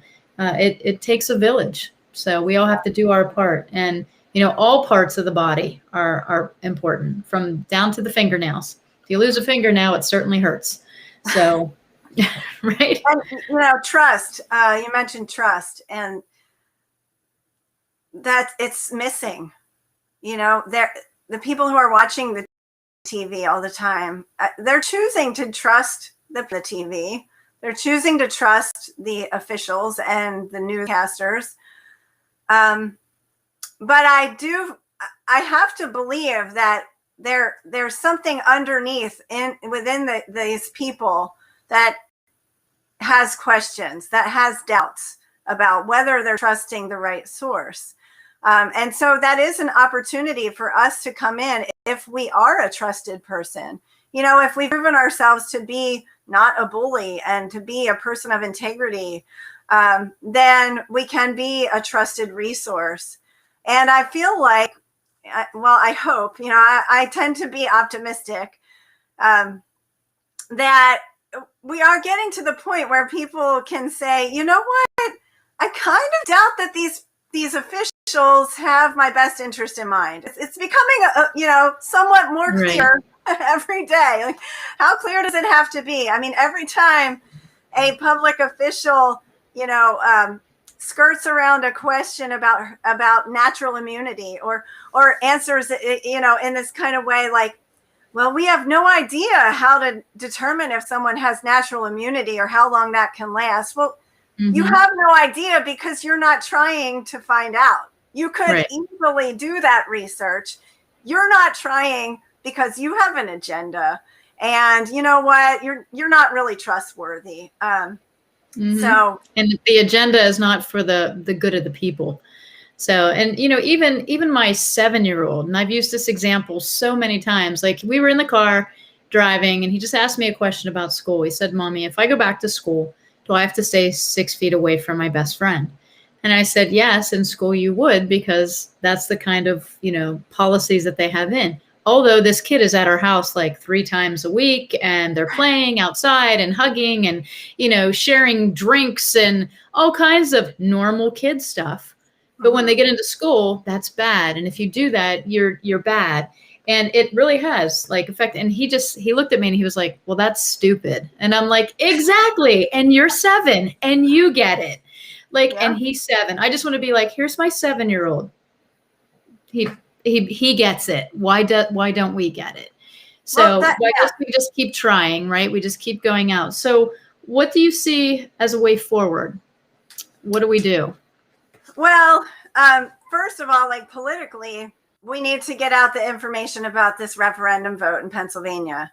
At least for us in Pennsylvania, that would be a great relief to, the tyranny that we've been under. So we do also have some other good legislation in the pipeline here in Pennsylvania, Right to Refuse Act. So stay in touch with PCIC, get on our mailing list so you can follow all these things. We have other legislators. Another thing that has happened throughout this craziness of 2020 is more legislators have become emboldened to stand up for medical freedom. And that was very rare before. So we're seeing not just in Pennsylvania, but nationally, so many bills to protect bodily autonomy and informed consent and vaccine choice being introduced. Now, historically, these kinds of bills take a really long time to progress. But just the fact that, we have legislators who never were coming out to talk about vaccines are now saying, no, we shouldn't mandate this. And that's amazing. And so we will have more medical freedom bills coming out in Pennsylvania, which, even though right now our current governor is not on the side of medical freedom, we still need to continue to educate and build relationships with all legislators on both sides of the aisle, because bodily autonomy and the respecting the dignity of every single person is not a partisan issue. But looking forward, we only have this governor for another year and a half. We're counting down. And he cannot be reelected. I have a calendar. I just Oh, maybe we should get that on the website. How many more days? But yeah, looking forward, we need to, not just people in our movement, not the people who are already, kind of aware of vaccine risk and mandates and all of that, but everyone who wants to be able to govern their own body now and in the future. We need to make sure our next governor is in line. And so that's, part of the big picture going forward. We also, the local groups, like we talked, that was really, I think, the focus of this interview became getting connected locally.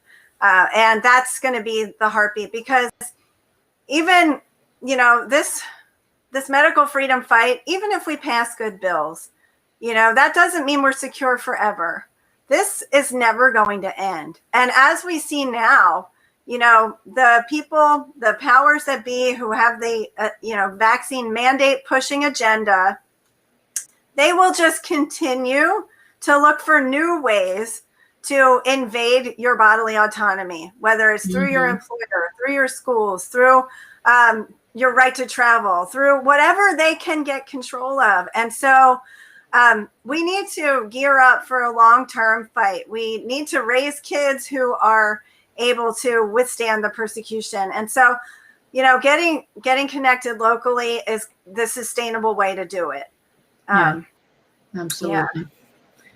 Amazing. Thank you so much. And, we're praying for you, for your family, for your strength, because what you do is so crucial and beneficial. And we just appreciate you so much. Thank you for coming on today and sharing all of your knowledge with us. And I hope people get involved. I have put the links for PCIC and the PA ballot 2021.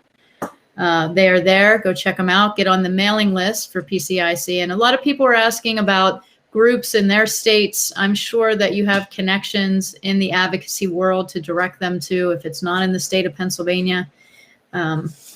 Is there any suggestions for that? It can be a little tricky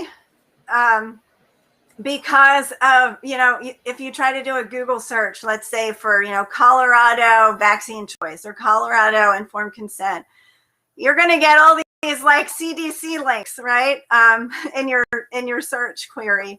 So one great place to start is the NVIC, National Vaccine Information Center. They are a national group, and if you message them, they will connect you with a state director. A lot of the state directors are connected to local groups. For example, I'm a state director for Pennsylvania. And so that's a great way to find your local, your state group. Okay, beautiful. Well, thank you again.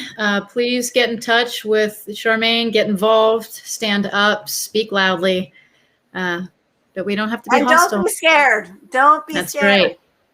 Faith over fear. That's what we're taught, right? Absolutely. Absolutely.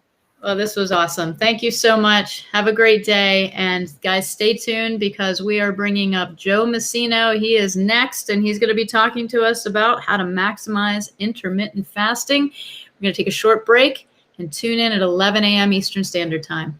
Everyone have a great day. Stay tuned.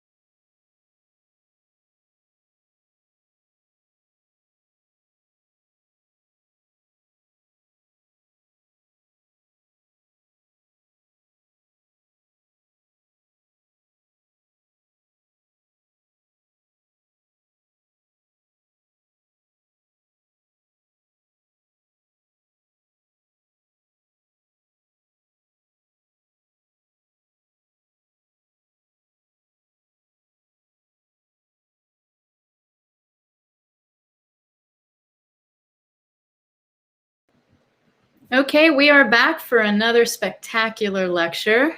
With me today is Joe Messino, manager, functional nutritionist at the Weiner Wellness Center, also known to us dearly as the godfather of nutrition. I got to tell you, of all the things I've been called my whole life, I think I like that the best. Well, it's sticking like glue. Everybody's calling you that. So, and you deserve it. I mean, you've been in the industry a long time. You have taught many of us the ways, and we just greatly appreciate your knowledge. So today you're going to talk to us about intermittent fasting and how to optimize it with supplementation. So this ought to be powerful. So share this stream, guys. If you know somebody is doing ketogenic, somebody can benefit from intermittent fasting. It's a great thing to do in your life. I do it. So Joe, I'm really excited to hear it. I'm just going to let you take it away. All right, let's roll. Well, intermittent fasting, I think the very first thing that people need to realize is that fasting doesn't mean starving. That term, fasting, has a connotation with it that we've come to know over the years, fasting in the desert, 40 days and 40 nights, water fast, juice fast, grapefruit fasts. No, that's not what we're talking about. And the word fast and fasting never should be equated with starving, especially nutritionally. And as Tracy said, she likes intermittent fasting. I like it. I've been doing it now for some time. There's 3 different ways of doing it. I'm going to go over all 3, and then we're going to get into the nuts and bolts of how you can really maximize intermittent fasting and some of the things that have caused us to look at it with a down light, because it's just not bad. It's not a bad thing. Fasting is not a bad thing.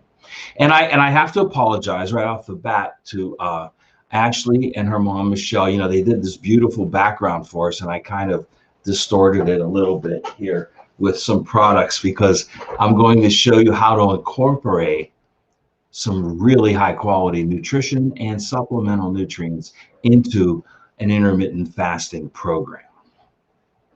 So intermittent fasting, new term, relatively new over the last few years. And there's basically, everybody pretty much agrees there's 3 ways to do intermittent fasting. One is the 5+2 method.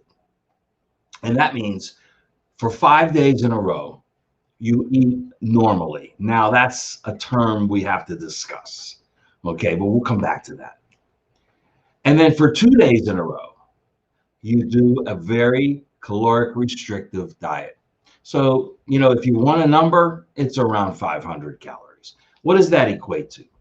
That equates to lots of vegetables and salads, and maybe a very small piece of protein, maybe salmon or pastured eggs or pastured chicken, something like that. But really a caloric restriction for 2 days in a row. That one, some people seem to like it, but I never did, because you don't know when those 2 days are going to fall. I mean, if they fall on a holiday or if they fall on a weekend, then you could be screwed. So basically that one, I kind of throw that one out. I don't like it. The second method of intermittent fasting is the every other day method. Now, the every other day method means day 1, you eat normally. And again, we'll come back to that word. Day 2, restrict your caloric intake. And when I say caloric intake, I'm saying it in a scientific term. I'm not saying count calories. Okay, we're not talking about that. But you want to restrict your caloric intake. And I'm going to get into that when we talk about our genes and the longevity gene in a little bit. But you do it every other day. So day 1, you eat normally. Day 2, salad and a piece of fish. So caloric restriction every other day. And again, depending on people's work schedules, home life, things like that, that's a tough one to do. Maybe if you live alone and you don't have any life, you can do that, but it's just going to be interruptive. And then what happens, like with programs like this, if you don't stick to it, you don't get the benefit. That's why I like the third method of intermittent fasting, and that's the 16-hour fast. Now, some people talk about it as an 18-hour fast, and I really don't think that's necessary. I think, and I've talked to Dr. Honigman about this, and he agrees with me that 16 hours seems to be that sweet spot for intermittent fasting.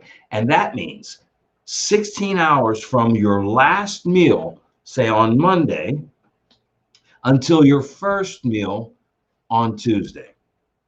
So think about that. Now, let's put some numbers to it. Let's say you've eaten your last meal by 6 o'clock. And let's just say you're finished by 6 o'clock.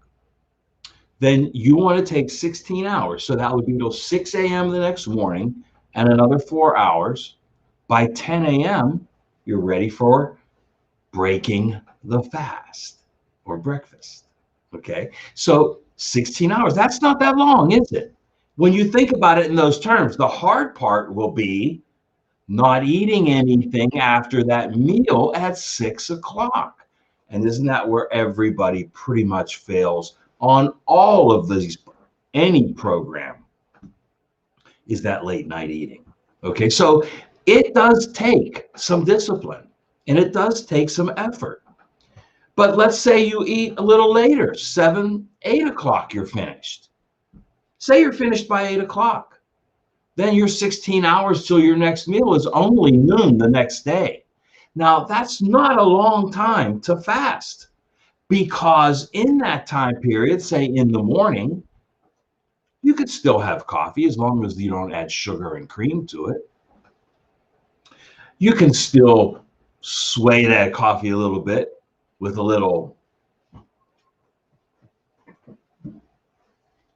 cafe mocha. But we want to go light because we don't want really any calories. We don't want anything that's going to cause the digestive system to start working. Why? Well, very simple. When you go that 12 to 16 hours from one meal to the next, you give your body a chance to use what you ate as fuel.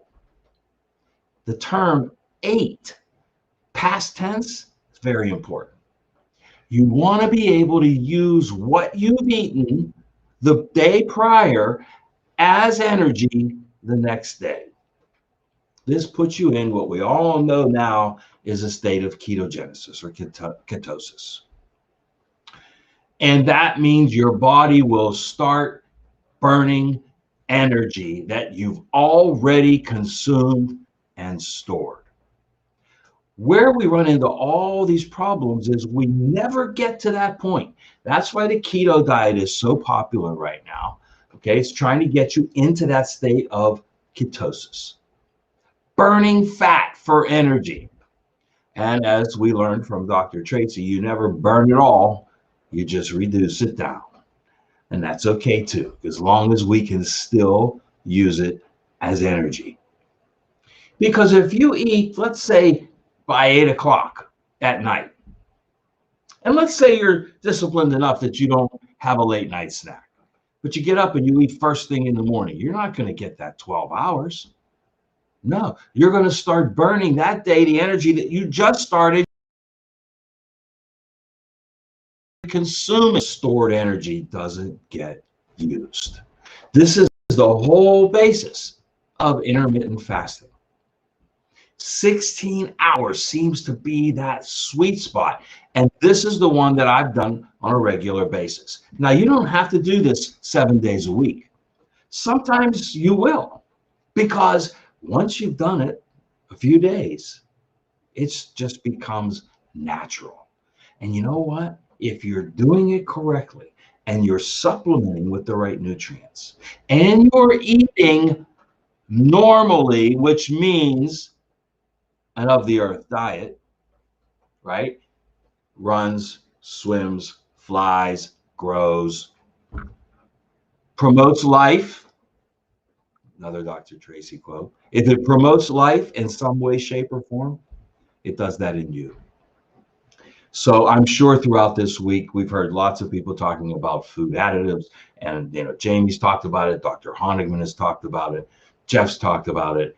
So that's not the purpose of this discussion. The purpose of this is to show you how that you can, in a very easy way, get your body into that state of ketosis through intermittent fasting using the 16-hour plan. Now, when I do it, I usually do it Monday through Friday. And a lot of times I'll take the weekends off. And if, if I have a breakfast on a Saturday or a Sunday, that's prior to that 16-hour period, it's okay. Okay. But if you're doing it 5 days a week, you're going to get tremendous benefit from it.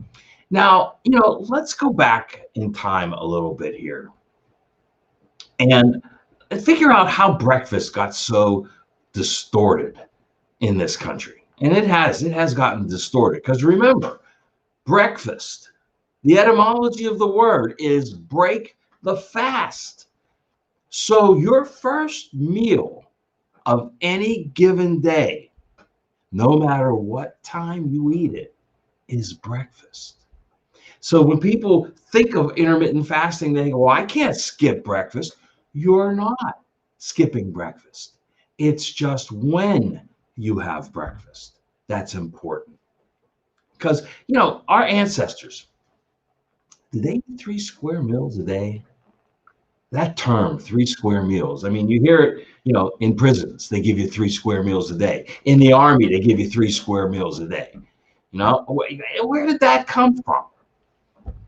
I don't think our ancestors did, especially when they lived in climates where they had to go out and get their food every day without refrigerators and packaged foods, fast foods and restaurants. Yeah, we're going back a ways. But we have to look at our ancestry to see how it affects us today. Then someone said to me once, well, if you live on a farm, you eat breakfast before you get out into the field and start working. You have to.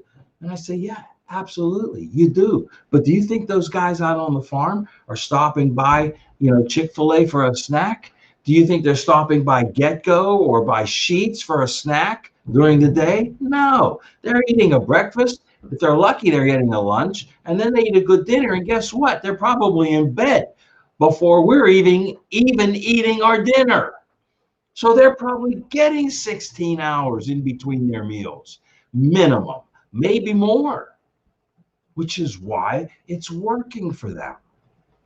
The problem, folks, is not that you shouldn't eat breakfast. The problem is the time in between your dinner from one day and your breakfast on the next day.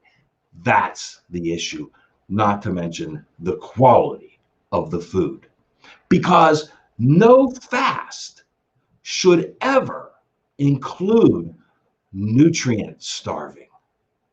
None, no fast. That's why I don't like water fasts and these other fasts.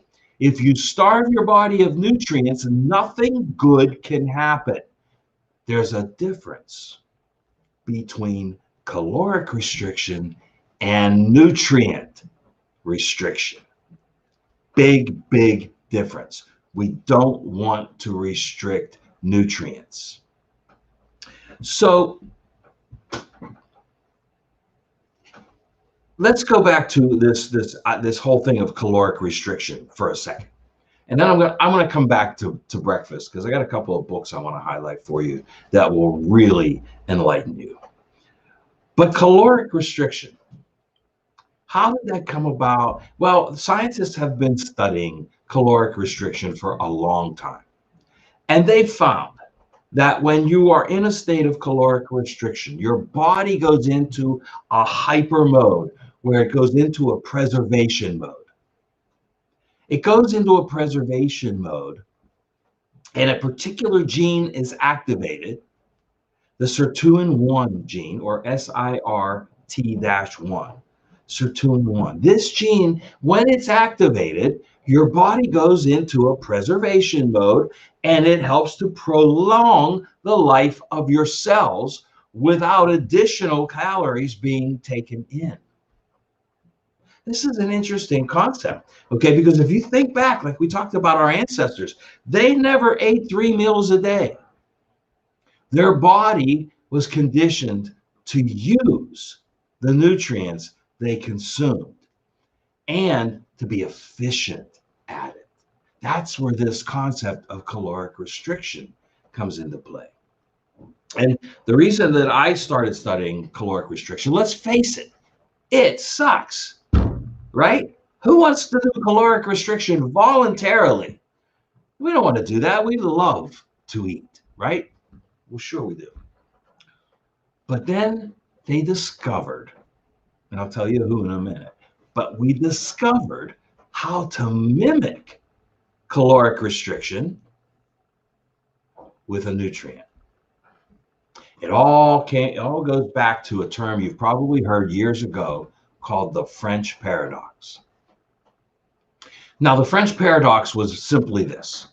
Why is it that the French, and not the French in this country, but in France, why is it that they can eat a high-fat diet, drink a lot of wine, and stay thin? That was the basis of it, okay, in simple terms. Well, everybody thought it was, well, it's got to be the wine, right? It's got to be the wine. Well, yes and no. Because when people tried to mimic that in this country, guess what? They got fat. The wine didn't help either. That's because the high-fat diet in France was all natural fat, was clean fat, was grass-fed fat.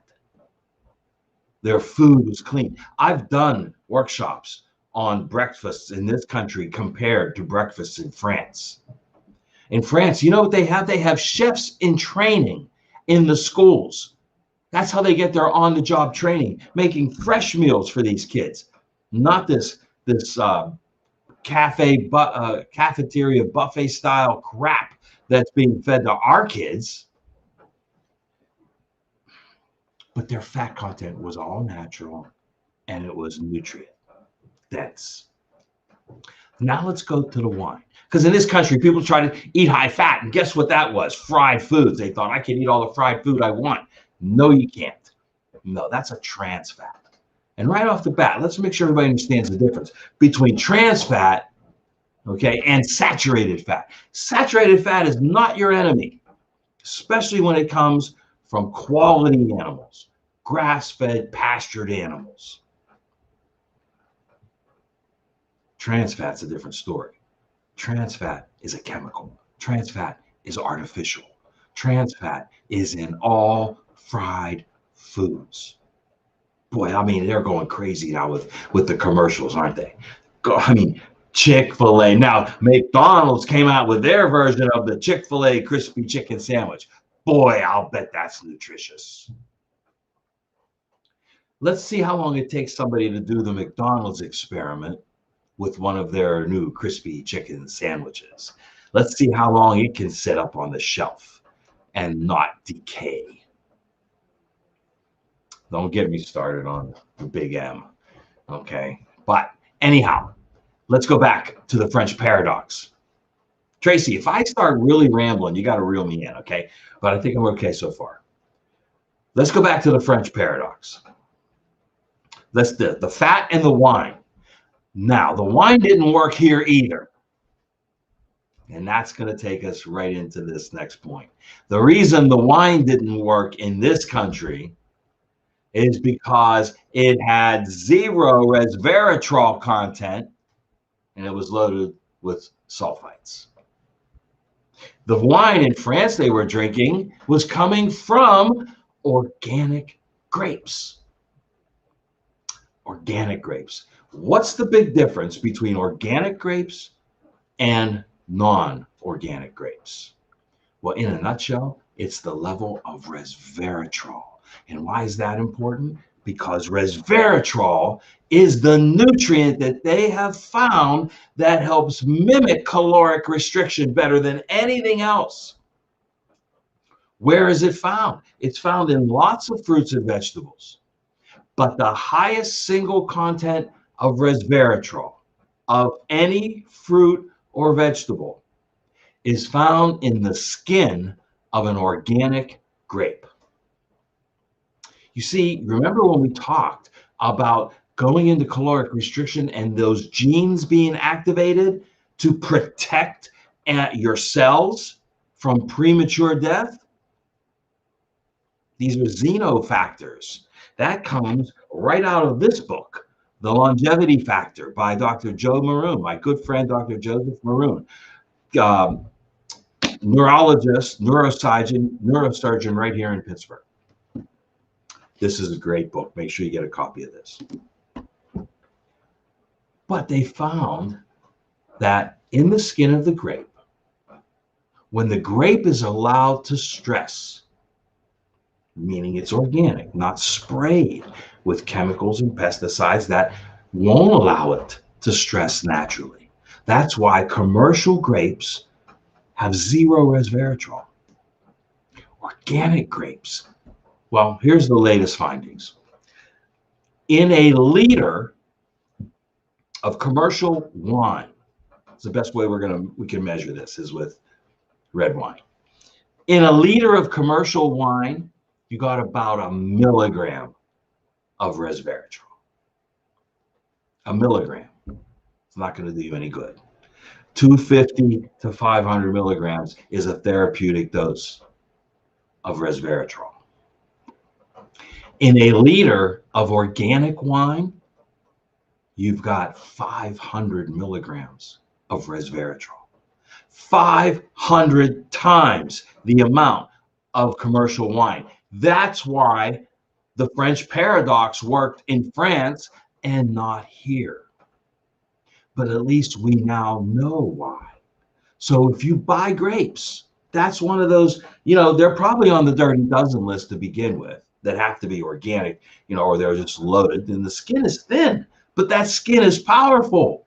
It contains resveratrol. But when you buy grapes, especially red ones, make sure, spend the extra $1, get organic grapes. Your red wine, there's a lot of it out there right now. It's readily available that's organic. Several different brands, and from other countries as well. There's readily available. If you're going to drink red wine, why not make it a powerful red wine? Why not make it organic? Get that resveratrol content. Okay, so that's basically the whole basis behind caloric restriction. How do we mimic caloric restriction? Now, when you do intermittent fasting, you are limiting calorie intake, right? So caloric restriction is part of it. So one of the things that you absolutely should be doing is supplementing with resveratrol if you're doing intermittent fasting. Now let's talk about breakfast for a little bit. Breakfast in this country, my God. There is a book, it's called Cereal Killer, and it's spelled C-E-R-E-A-L, cereal, okay? Yeah, that's cereal. Cereal Killer, another book I highly recommend. I wanted to bring my copy in this morning, and I did forget it. I would have showed you the cover. But you can get it on an iBook or as a hard copy. It's readily available. We had it here at the Weiner Wellness Center, folks, and we have all our books on sale, $5. But we sold out of Cereal Killer. But this really, really outlines what has happened and how the sugar industry, and I mean, it lays it down with facts and names. It names names, folks. This is Alan Watson is the author of Cereal Killer, and he has done extensive research, and he names names, and the Kellogg's and the Post and General Mills, all of them. Do you think they're out for your health? You got another thing coming, folks. You got another thing coming. They're in bed with the sugar industry to destroy the fat industry. Look at the cereal aisle in the supermarket. It's immense. It's an entire aisle, multiple shelves on both sides sometimes, and every one of them is loaded with additional sugar. Every one of them is loaded with glyphosate. And when people ask me about cereal, I say I can sum it up in one phrase. Okay? It's cardboard doused in hormone-laden pus. That's milk. Cardboard and hormones. That's what you're getting if you eat commercial cereal with commercial milk. Cardboard with sugar on top. Yeah, artificial sugar.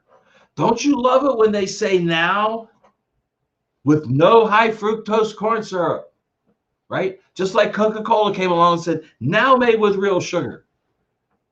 What were you giving us before? They get away with it all the time. And then the cereal, what is it geared towards? Our kids, right? Right. Let's load them up with sugar. Let's load them up with empty calories. Let's make sure we douse it in hormone, saturated milk, and wonder why our kids are sick.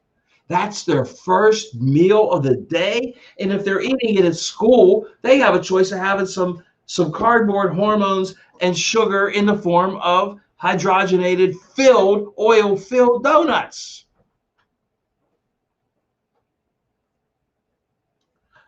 Okay. It's also, they're going after the adults now too, right? How about Cheerios? How about Wheaties? How about brand this and brand that? Yeah, Cheerios. Oh, it's for my cholesterol. I'm doing this for my cholesterol because it's made from oats. You're better off eating oats. Did you ever see a Cheerio grow on a tree? No, you're not. It's formed in a factory. It's a product. It's not a food. Okay, Tracy, I'll tell you what. Someday I should write. Somebody should jot down how many times I quote you. But that's the problem, folks. Okay, people say breakfast, gotta have breakfast, and they distort it with this junk. You're better off eating nothing, or you're better off with a nutritious shake. And so are your kids. So are your kids. It's delicious. You can make them a delicious shake from any of the super shakes that we have here at the Weiner Wellness Center, brought to us by Nutritional Frontiers. The only shake on the market with 8 flavors. The only one. Everyone else, 1, 2, maybe 3. You might get a chocolate, a vanilla, and a berry. A strawberry. But not super shake, 8 flavors. Unbelievable. And then the keto shakes, the Nido keto shakes. 3 flavors, but will blow you away. You'll never need ice cream again a day in your life if you start using the keto shakes, the Nido keto shakes that we have here at the Weiner Wellness Center. Your kids will love them too. Tracy can attest to that. Okay. And I've got my grandkids on the Cafe Mocha Super Shake. We love it. They love it. And I know this week we've talked a lot about Power Cleanse. But folks, if you want your first meal of the day to still be that powerful shake, and you want to do a little detoxing and add a little punch to your intermittent fasting, you do it with Power Cleanse. There it is. You do it with Power Cleanse. Make that shake. And if you want a little more oomph in that shake, then put it in a blender, in a Vitamix, add some fruit, some frozen berries, organic. Use that as your ice. Got a nutritious, filling, satisfying meal. And then sometime in that next 8-hour period, you have your lunch or dinner, whatever you want to call it. The names that we've applied to them have caused a lot of the problem too. I can't tell you how many times I've had breakfast for dinner. Pastured eggs. Unbelievably good. I've eaten eggs for dinner many times. Why? Oh, isn't eggs a breakfast food? Why?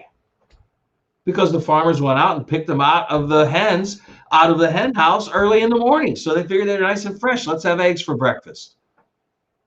You can have vegetables for breakfast.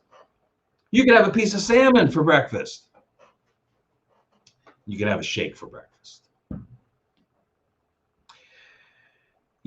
Let's talk a minute about this grazing fad too.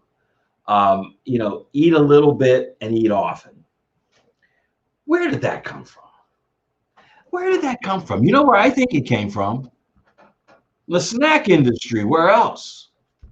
Remember early in our talk today, we said our ancestors didn't have a place to go get a snack. They didn't have a Sheetz or a McDonald's or a Get-Go or any place, a supermarket, to go pick up some snacks, carry them with them in nice little bags, and eat them all day long. They didn't have that.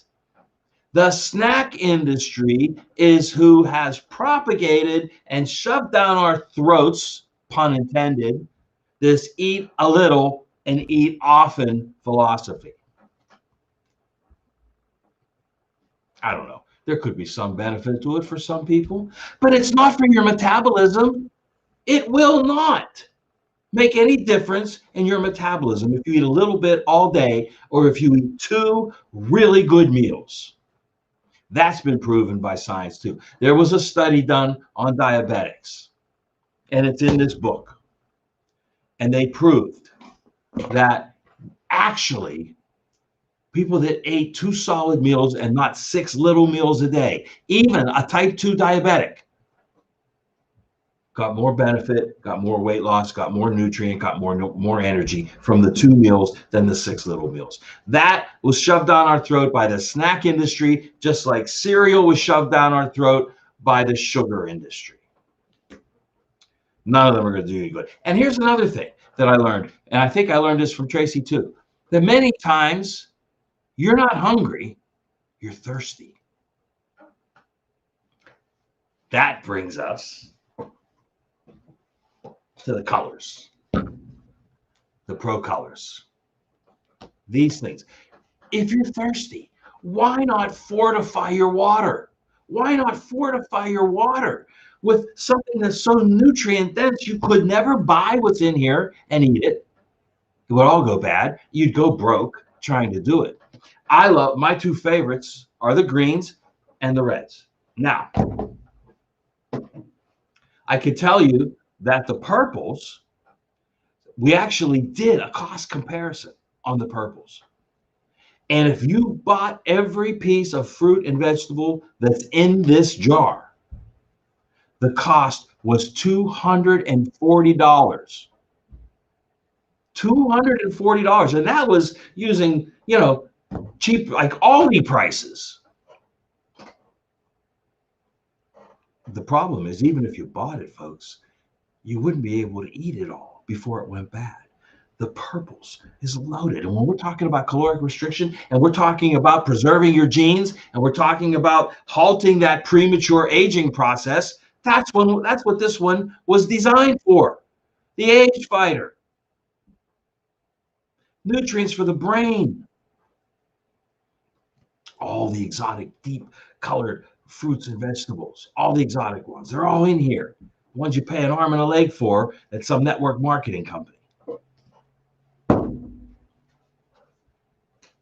Breakfast will always be your first meal of the day, no matter when you consume it. I want to make sure I don't miss any of my notes.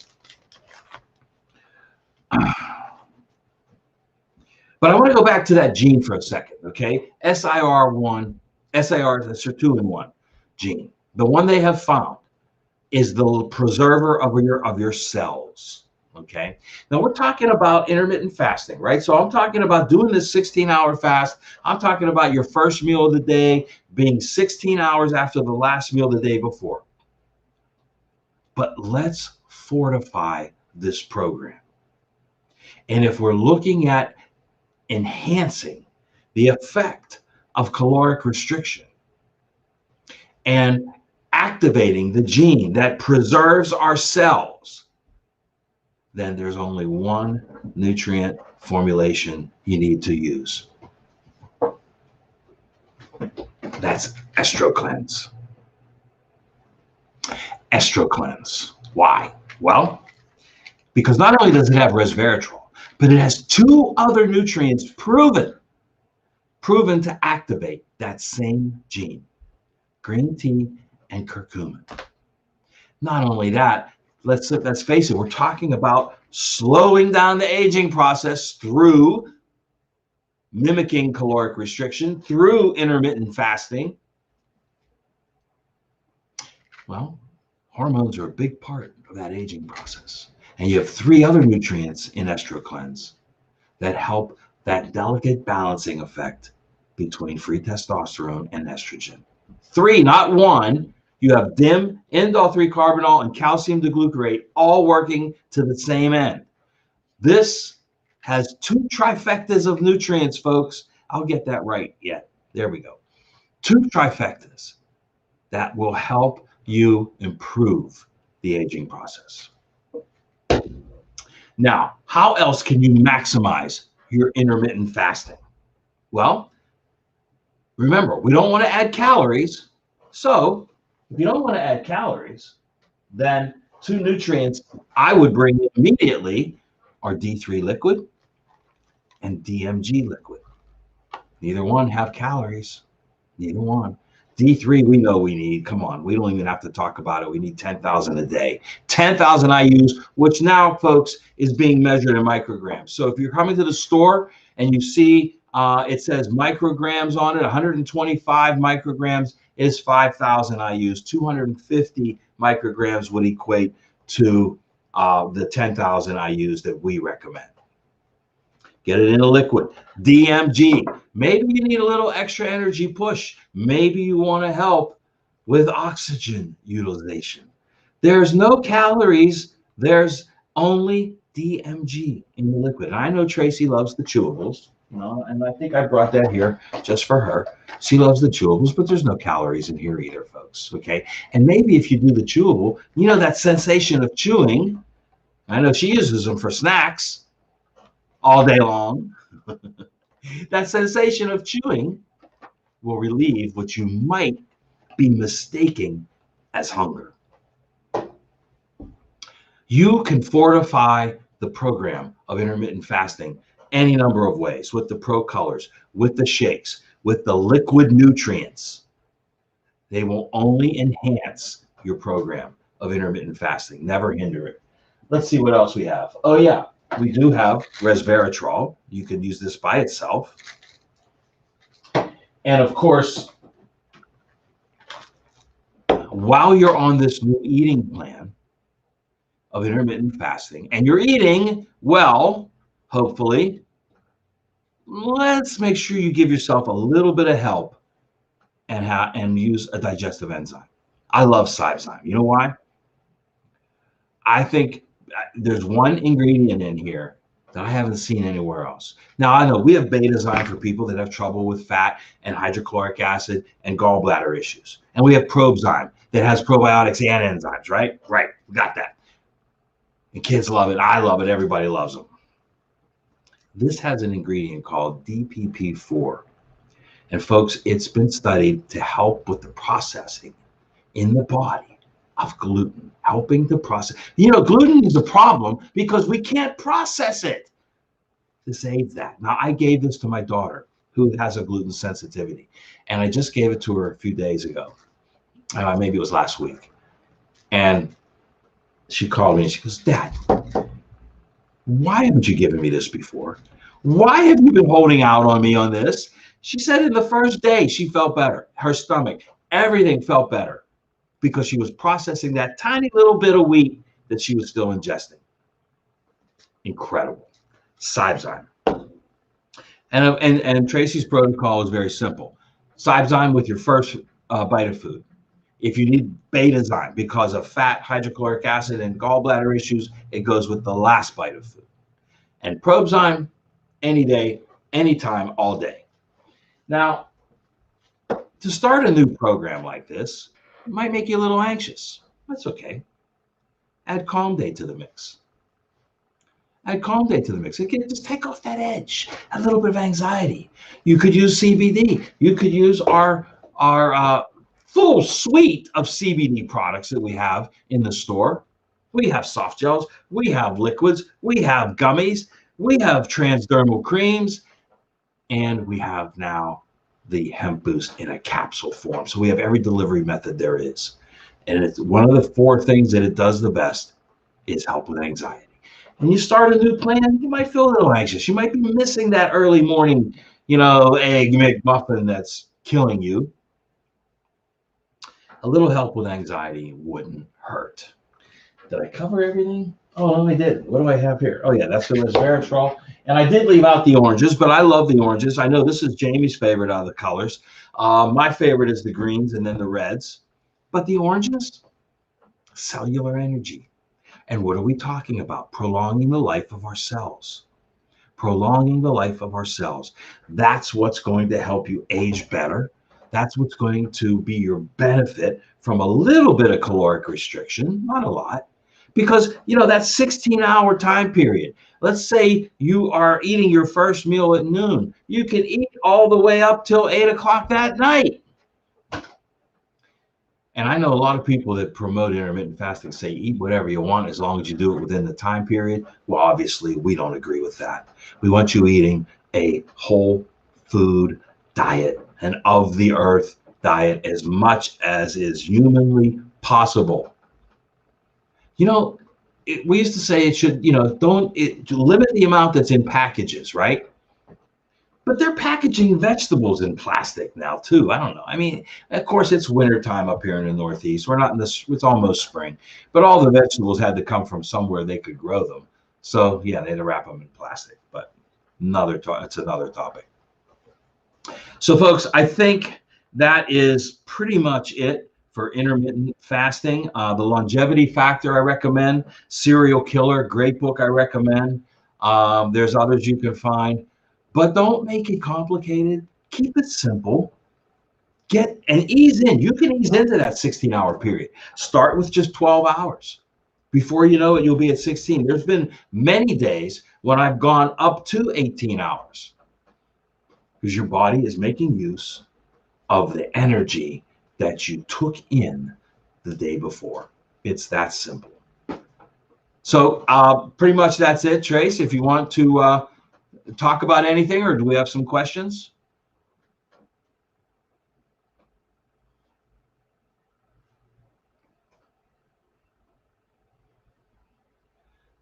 Oh, we see a lot of people love the DMG chewables. Yeah, that does outsell the liquid. There's no doubt about it. The DMG chewable does outsell the liquid. You know why too? I think it's the convenience factor. Okay, because a liquid in a bottle is not easy to transport around. But these come in blister packs. Take them anywhere, anytime, any place. Just don't take them out of the blister pack because it's very hygroscopic, and the DMG will turn quickly. That's why it's in a blister pack. Now, when it comes to the Power CoQ10, which is, as I told you earlier in the week, my desert island supplement is Power CoQ10. This is the one I would take on the desert island with me for getting the double benefit of 300 milligrams of CoQ10 and 300 milligrams of DMG. But I have noticed that if you take these out of the bottle and leave them out in the air, like you're going to take them throughout the day, then you'll see them start to get soft. That's the DMG. The CoQ10 is still great. They're still good, but the DMG does deteriorate quickly. That's why it's either in a liquid or in a blister pack chewable. Okay? So don't forget that. That's a good point to remember. If you're going to carry it around, you want the chewable in the blister pack. But my go-to, you got to keep this bottle nice and sealed. Doesn't have to be in the refrigerator. Just keep it sealed once it's open. Keep the lid on tight. Any questions? Let's take a look. Let me see if I can navigate through this and pick up any questions. Where's my mouse? There it is.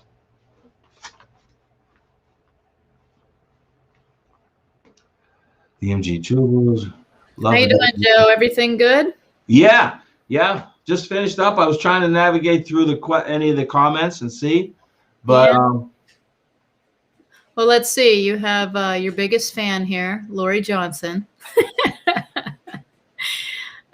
She said, "Did you tell Joe that I want to start a fan club for him?"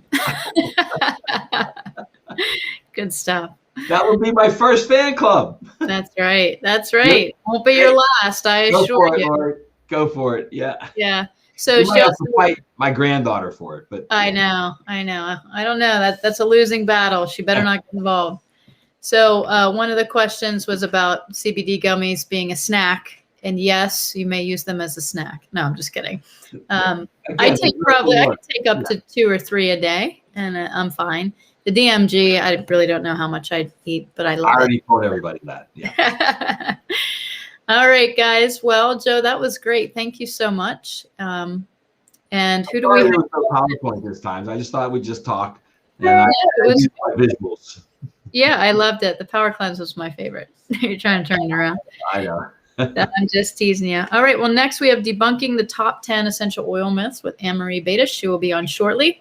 So, guys, take a break, get some water, grab some food, and come right back at 12 p.m. Eastern Standard. We have Anne-Marie. Thanks, Joe. Live long and prosper, everybody. Stay tuned, everybody.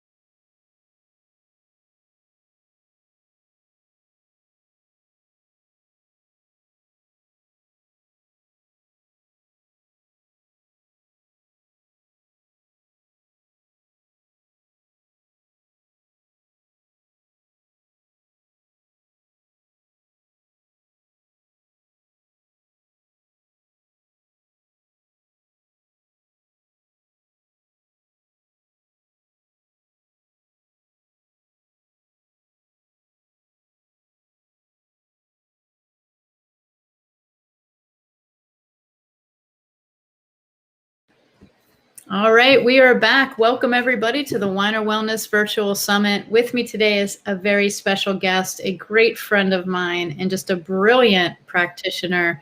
We have with us Anne-Marie Battis. She is an essential oil guru, as I would consider you, but also an incredible healthcare professional in the healthcare world of natural health. So Anne-Marie, welcome. I'm so glad you're here. Thanks, Tracy. I love coming on here.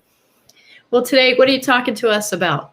I am talking to you about essential oil myths. So not the whole, but a big focus on this week's Weiner Wellness Week is about dispelling myths and kind of breaking down some of those walls that a lot of people, unless you've really investigated, unless you've really kind of spent some time doing your own research about things, it can be very misleading when media puts on these headlines, these very sensationalized headlines. And if you don't know any better, or if you don't know a really good practitioner like you or me, that's able to kind of dispel some of those myths for you, a lot of people are left really disillusioned by natural health, or, really anything for that matter, but more specifically to our topic, natural health. They get very worked up about things and, oh my goodness, I can't do this because of blah, blah, blah.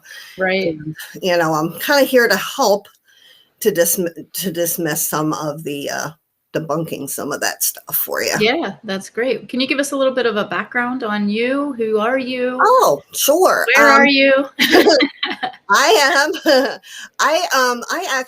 I found natural health it's almost 11 years now. I can't even believe it. 11 years ago, I had a major health crisis in my life. I had a rare tumor inside of my heart and 2 in my abdomen. And when modern science was out of options and they left me fat, sick, and nearly dead, doctor number 5 said, well, here, we can kind of help make you feel a little bit comfortable. Here are some natural things that you can do. And, and this is going to be your way out. And so I wasn't real thrilled with that diagnosis. And so I looked into a lot of the different modalities that he had offered to me. And one I had never heard of, which was essential oils. And I said, well, what's that? He said, well, you're the researcher, figure it out. And that's true. I couldn't really say anything against that because I was a biochemical researcher before I got sick. So I kind of like, all right, fine. Now I'll do all your work. That's great. But that was actually the smartest thing that he could have done, because it forced me to do the research and forced me to look into things. And that's why I encourage people. That's why, like in my practice, I teach people how to do the things for themselves. So I kind of work myself out of a job sometimes, which I don't know how smart that is, but I try to educate a lot in that. And through my education, it just kind of snowballed and snowballed and snowballed. And much to their dismay, I didn't die in the year that they told me I was going to. And it's been almost 11 years since then. And I'm thriving and not dying.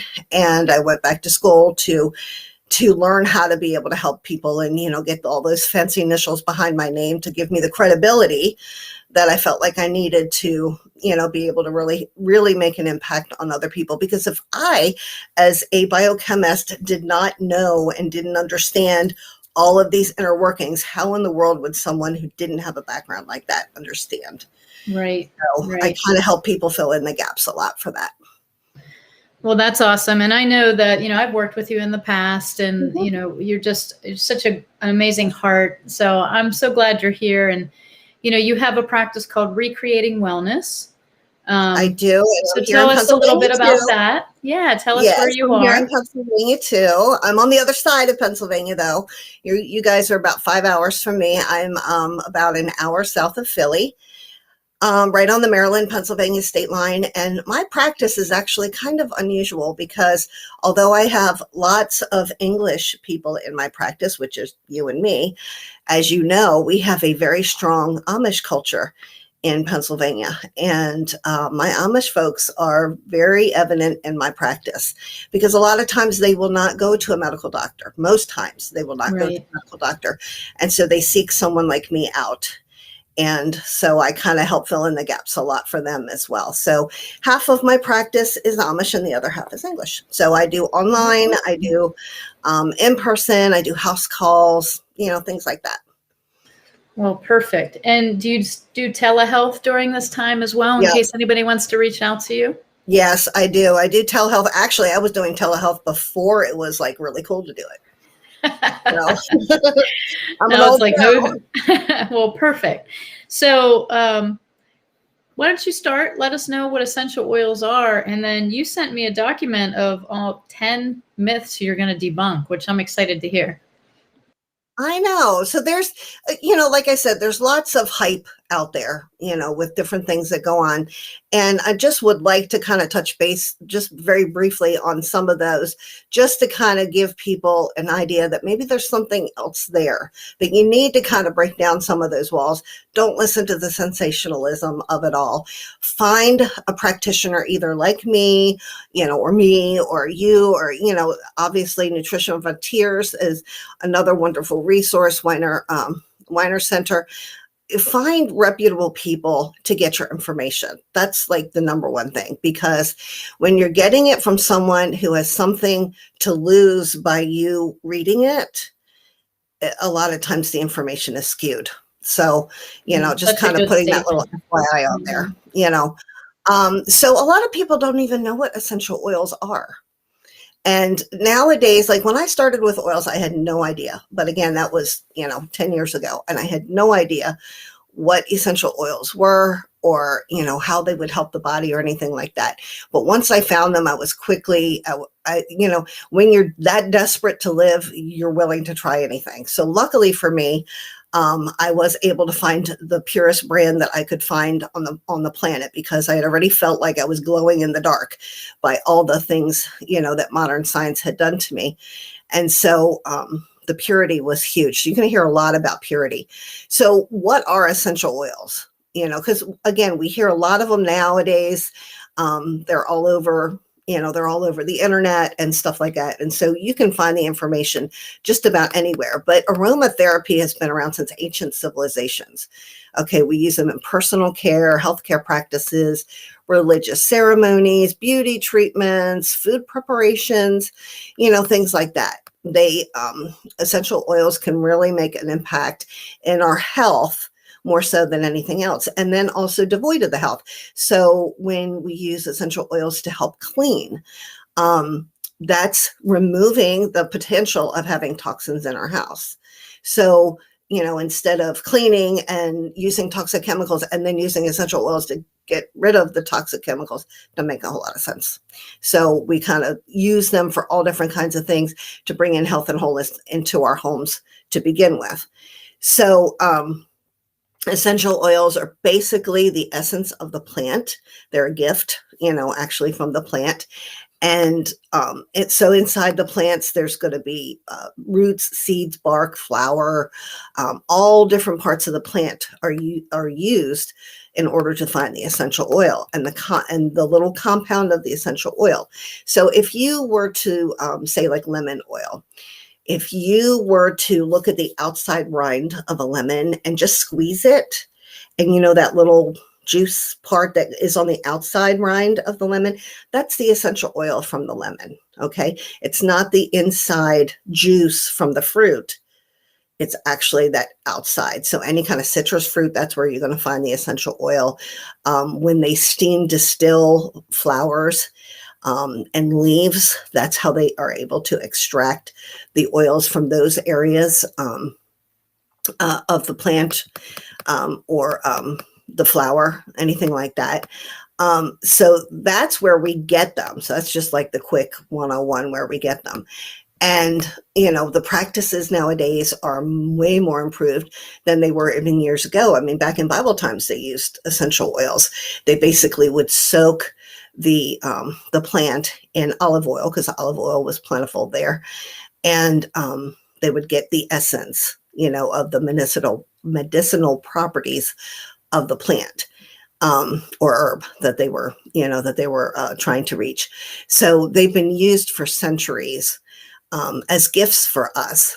But have they all been created equal? That's the problem. And so this is like the big thing that I want to hone in on today, because this is a huge myth that goes way, way back. Because I get this a lot. When I talk about essential oils, I am only talking about pure essential oils when I teach my classes. I teach oils of the Bible class. I teach, there's lots of classes that I teach online, in person, whatever. And every time I try to help people to understand that purity is it. That is the number one key of what you're looking for. And so I don't want somebody walking away from our talk today or any other time just thinking, well, just going to get them on Amazon or Walmart or something like that because they're cheaper there.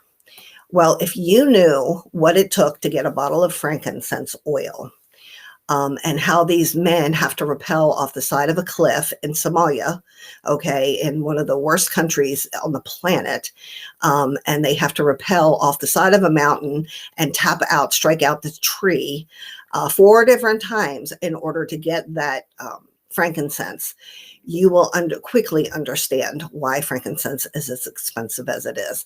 It's not $6.99, $6.95 a bottle like they have it in Walmart. Okay, that's not pure essential oil.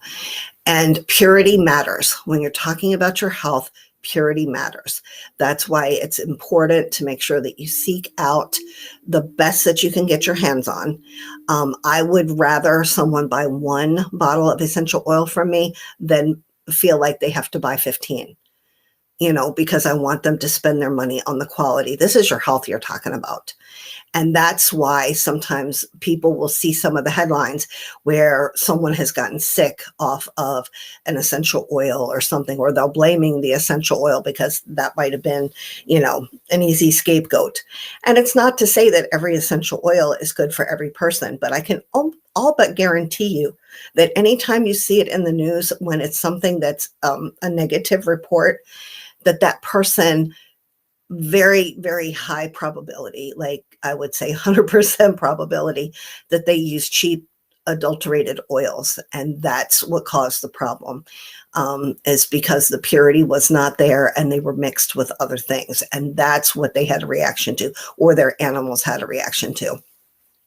So that's like my big thing is purity. Essential oil purity is key. When you get them from places that are other than reputable, they are adulterated, contaminated, loaded with synthetic fillers, and you don't receive the pureness from the plant. Okay, and they can pose a dangerous, threat to your health. So that's why I really am huge on the whole purity thing. It's very, very important. It's very important to find a company that has full disclosure, that you can see their science. They should be doing science, that you can see their science and see their reports and see all of the, because they should be doing testing, doing all the testing that, there's there's probably about 10 different tests that you can do. You can ask when you're doing your research, ask, what's the plant quality? Does the company use high quality plants in their essential oils? Because again, it starts there. Okay. Are there chemicals and pesticides used in plant care?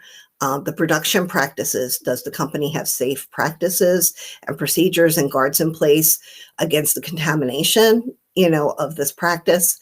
Are the oils adulterated or fillers and synthetic things and stuff to help cut costs? And that's why it's cheaper.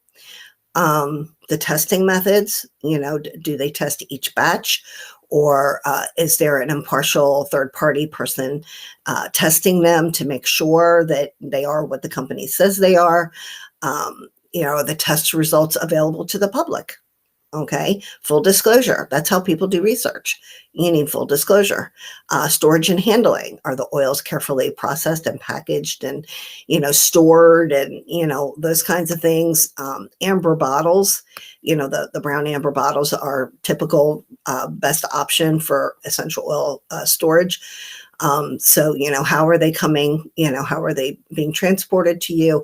Those kinds of things. And there's like 1, 2, 3, 4, 5, 6, 7, 8, 9, 10 different testings that you can do that the company should be doing. Microbial testing, gas chromatography, mass spectrometry, isotopic analysis. There's all different kinds of testing that the companies should be doing in order to make sure that it gets the absolute purest that is possible. Again, we're talking about plants, so Right. there's a variability in there, but the big thing I have is to ask you a question. Uh-huh. So it's really interesting because, I'm an aromatherapist too. And, I was certified back in the day. It's really the selling point for the best oils is to understand all of this, that the purity and potency is the two greatest things that you look for in essential oils, hands down, right? In the supplement world, there's a price war. It's like the cheapest supplements you can get. And I think that the crossing of that is where people are getting confused. That I love your quote, right? When it comes to your health, when it comes to building your health, purity matters. That should just be a statement across the universe, right? When it comes to food, when it comes to supplements, when it comes to oils, great quote. So I hope everyone takes that little note and applies it across the board to their life. You're selecting something to put in or on your body, purity matters. So great quote. And thank you. Exactly. Because let's face it, like I said before, if you don't put it in or on your body, then your body doesn't have to process and get it all out either, get all the garbage out, and your body could actually utilize everything that's coming in. So it stands to reason you keep the ugly out and you put the good in. I don't know. It's kind of common sense for me anyway. So again, the purity, those are the things, there's different testings, and, if you guys want to, reach out to me, I can give you, the actual names of the testings and stuff that should be done. But, like I said, to help you to do your research, you need to look for companies that are doing this kind of thing.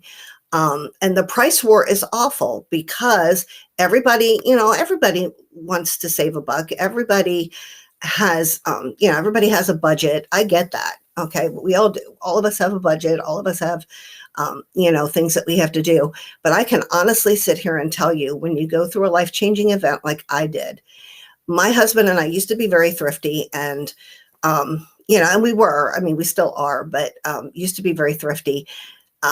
And I wouldn't have thought twice of buying the cheaper brand of this or the cheaper brand of that. And I still do. I don't buy the premium paper towels or toilet paper or, things like that. But let me tell you what, I pay an awful lot of money for the things that go in and on this body because I don't want to end up where I was before. And so I learned that lesson. And so I try to help people to understand that, to make sure that they budget for their health and not make it an afterthought. And so when people are that like-minded to me, those are the ones that get into my practice. I know it sounds awful, but, I have to, there's one of me and plenty of people to help. And if they don't have the mindset of investing in their bodies and investing their time and energy, then I can't help them. People, they can't be helped. So until they get to that point, it's kind of hard. So the purity, I was going off on a tangent there. The purity is the basis for all of it. Yeah, the basis for all of it. So another myth is you can't use if you have sensitive skin. Well, yes, you can. Okay. And then that again comes back to purity. If you're using a pure essential oil, they are highly concentrated. Okay, guys, one here it goes. This one bottle. Okay. One bottle. When I talk about using essential, I will say a drop or so, because sometimes it's hard to get just like one drop out, is all you need of a highly concentrated, pure essential oil, because it will go a long way. So you always use a carrier oil. So that carrier oil could be, my favorite is coconut oil because it's a thin oil. So it gets through the skin a lot easier and better. And the molecules from the essential oil attach to the carrier oil, and it helps to carry it in because these are very volatile. So they flash off. The minute you open up the bottle, you could smell the oil. And that's why, because it's very volatile and they go flashing off. And so you don't want to lose that either. So when you put it with a carrier oil, it helps to get into the skin deeper and faster.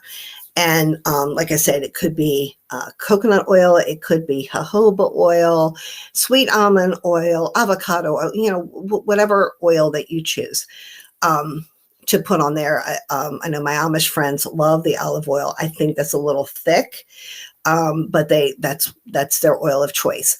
But the key thing to remember from the sensitivity is you want to make sure that it is highly diluted. So if you know that you have sensitive skin with other things, sometimes that skin sensitivity is a sensitivity to toxins and things like that that are in the other products that you've used, first of all. Second of all, if you still find that you're still kind of sensitive with an essential oil because they are so concentrated, then you just increase your dilution rate to it. Because we do that around babies too, because another one of the myths is you can't use it around babies. Well, again, purity matters. And so does, you know, making sure that you have a high dilution rate. So for, you know, babies and sensitive skin folks and things like that, dilution is the key. So you want high dilution for those. And there's dilution charts all over the internet that can help you, you know, with the ratio with those. And then for everybody else, a mild dilution is fine for them. But I always err on the caution of less is more approach. So if you happen to add too much essential oil and not enough carrier oil, like let's say you put it in a roller ball or something like that, you can always just put some carrier oil on your skin after you've used the roller ball to kind of help dilute it and spread it out just a little bit more, because it goes into your bloodstream pretty quickly. I mean, within like 20 seconds or so, it's in there. And so if you're going to get any kind of reaction, you're usually going to see it pretty quickly. So just put some more carrier oil on there and help to spread it out a little bit. So you can use it around babies. You can use it around people who are very sensitive. Just remember, you know, the dilution and the purity matters. Now, one of the things that I did want to at least touch base on, and not too long, because it's a very controversial subject, and a lot of people say you cannot ingest any essential oil. Now, I would sit here and tell you there is one brand that you can, but that's my personal point of view. That's not what I learned in school. It's what my experience has been. And there's lots of science coming out with that.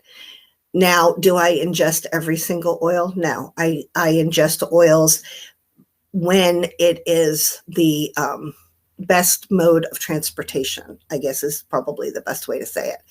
Because you can use essential oils 3 different ways. You can use them aromatically. Okay, so you're smelling them. You can use them topically by rubbing them in, or even something like this. I don't know if y'all can see this. This is a aromatherapy bracelet, and you can put the oils here on the beads. And there's lots of aromatherapy jewelry out there.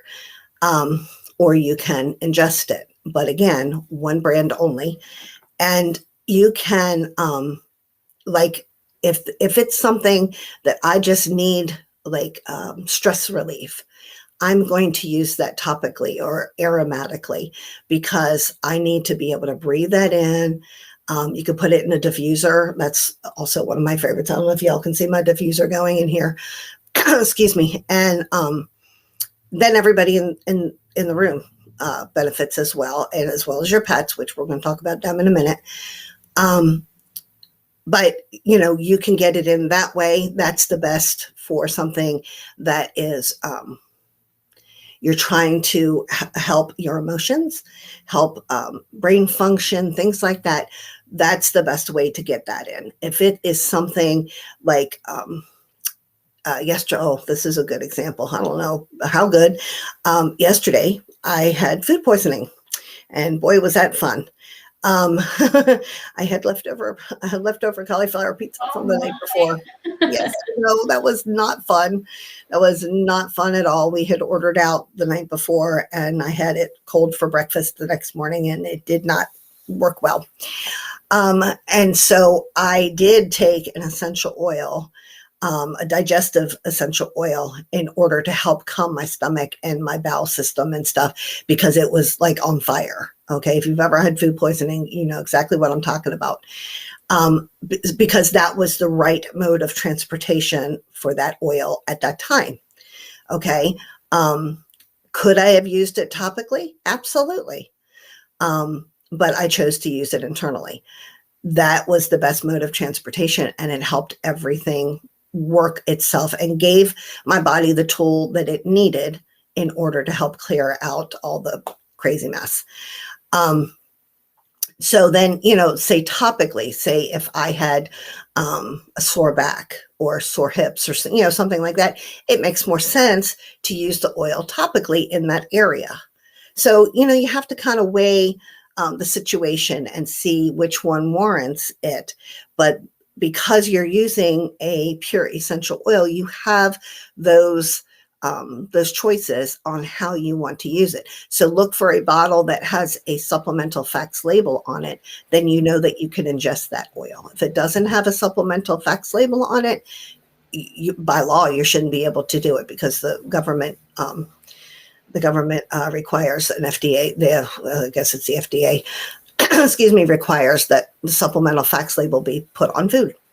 Yeah. So I love that. I love that tip, because many people don't know that. And that's why supplements have supplemental facts, because you can ingest them. So, you know, basically what I'm hearing you say is not every oil is meant for ingestion, right? Nope. Not every one. And, you know, to embrace somebody like you and have a consultation about essential oils would be beneficial. Mm-hmm. But you can ingest certain ones as long as they have the supplemental facts label and they're pure. But you don't have to, right? Because these work systemically. They go into your bloodstream. And although it was quicker for you with your food poisoning, and I'm so sorry to hear that. I'm so glad you're here. I know. It was kind of touch and go there a little this morning. I was like, oh my goodness. But I love Tracy, so I would never let her down. Oh, well, thank you. I feel bad for you, but I'm glad that digestive aid helped you, the essential oil. And it was probably quicker and more potent to take it in the pathway that you were trying to target. Just like if you have a sore back, you're going to put it on your back. You're not going to rub an oil on your foot if your back hurts. Although the systemic effect will help, but it won't be as targeted and as effective. So good stuff. Thank you. Exactly. And that's, you know, excuse me, when they say can't use around babies, let me tell you, brand new babies. And we just had one in my little Amish circle. Actually on Saturday, I got a call at 2:00 in the morning, and the midwife went and I went, and I was there simply for mama. And, anyway, as soon as the baby was born, mama wanted frankincense on the baby's head. And we anointed the baby's head with frankincense, obviously very highly diluted. And you could just see the baby, his little countenance, just peace just ran all over him. It was amazing. And so it was wonderful to see that kind of effect. And I mean, he literally was just born. We were just wiping him off, and we put frankincense on his head, and it was a wonderful experience. So you can use them around babies. You can, they just need to be highly diluted, and the purity and quality matter. It's the same mantra. Same thing with the ingestion. So then another one of those myths is, well, they're just placebo. They, you know, if one doesn't work, then they all don't work. Well, goodness, that's silly. So one of the amazing things about essential oils is their versatility and how personalized they are. They all work. Okay. All of essential oils work. They just don't work all the time on every single person. Oh, I'm not sure I said that. That goes back. Yeah. I mean, that goes back to need, right? It's kind of like vitamin D is good for you, but you know, what's the best vitamin to take? The one you need the most, right? So these essential oils, they may not work. It may not be the one you need, because they all have different terpenes, and so it's relevant, right? They do work. Yeah, it is relevant. And, you know, the more you know about essential oils, you're going to have your go-tos, you know, like if if there's a muscle rub that I like, the one that oils comes in like a rub form. And if I have a sore back, or actually it's more my husband because he has a very physical job, he'll come home and I just see that look on his face. Boy, I'm grabbing that tube and I'm going for it, you know, because I know that's exactly what he needs. That's what works on him. We've tried some of the other oils and some other combinations, but that's the one that really works well for him. If you try something and you're kind of like, yeah, that kind of worked, it maybe took off the edge a little bit, it might not have been exactly what you needed, maybe a little bit, and your body's kind of pulling this, you know, terpene and this out of it and that out of it, but it's not exactly what you needed. Keep trying different oils because you're going to find out what exactly your body needs. And then after a while, you're going to know what your go-tos are, you know, and what's going to work best for your body. There's also muscle testing. I mean, that's very easy because, you know, there are many times, you know, like frankincense is my number one go-to. I love frankincense. I have a deep passion for frankincense. There's a reason why they brought it to baby Jesus. Just saying that. And so I love frankincense. It's my go-to, but sometimes it's not exactly what I needed for what I thought I was trying to address. It's helping in the body. Okay. Nothing's wasted, which is kind of nice too. Nothing's ever wasted in the body, but you know, maybe at that particular time I needed something else. So sometimes I'll just muscle test and see which ones my body is looking for right then and there and put them on that way too. So, you know, I encourage people to get themselves really familiar with their body in order to muscle test and learn how, you know, what your body needs. Because you should know what your body needs well before I do. I'm just here to offer suggestions and help guide you. But, you know, I want to teach you how to learn what your body needs, you know, kind of thing. So it's not placebo, you know, and if one doesn't work, none of them will is definitely a myth. Another myth that's out there, well, they don't work if you can't smell them, meaning maybe you lost your sense of smell, you know, or, you know, something like that. Or maybe, you know, you become nose blind to something. Let me tell you something. Your body knows. Okay. Your body knows exactly what to do with whatever it is that you're giving it, whether it's good or bad. Your body knows what to do. It's either get rid of this, or, yep, I know what to do with this. I know what to do with that. Just like what you eat. You know, when you eat something, it says, oh, look at that carrot. I know what to do with that carrot. Let's see. I'm going to put this over here and that over there. And, you know, it knows exactly what to do. It's just getting the oil on you or in you in order for the body to be able to utilize it. Well, I know people have lost their sense of taste from being sick. Mm-hmm. So does that mean food doesn't work anymore because they can't taste it? And right now we can say things like that and people will understand that a little bit better. Yeah. And are you using essential oils for post-COVID olfactory training? Because that's a thing and it really does work. So. It is a thing and it really does work. And yes, I do. Yes, I do. There's a couple of them that are really, really good. Black pepper is one of my favorite. But there's a couple of them that you can use that really help with the olfactory retraining, because your olfactory system is where it goes first. Okay. And so like if you wanted to talk about your olfactory system, if you go like this and you go like this and you meet in the middle in your head, that's where your olfactory system is. So whenever we smell it, whether we're realizing we're smelling it or not, it goes in there and then the body says, okay, guys, this is where we need here. And this is what we need here. And kind of sends out the charge. So that it'll work through the inhalation, through the olfactory system. Like I said before, the absorption through the surface of the skin or taken internally. But yeah, so it will definitely for sure work if whether or not you can smell, it's still benefit to your body. And you just may not get the benefit of the wonderful smell of it, which I think kind of like as a side note to this little squirrel moment, sometimes the oils don't smell as good as we want them to smell. And sometimes there's like a really, it's very, you'll get, you'll be like, oh my gosh, that oil just, I can't even stand the smell of that.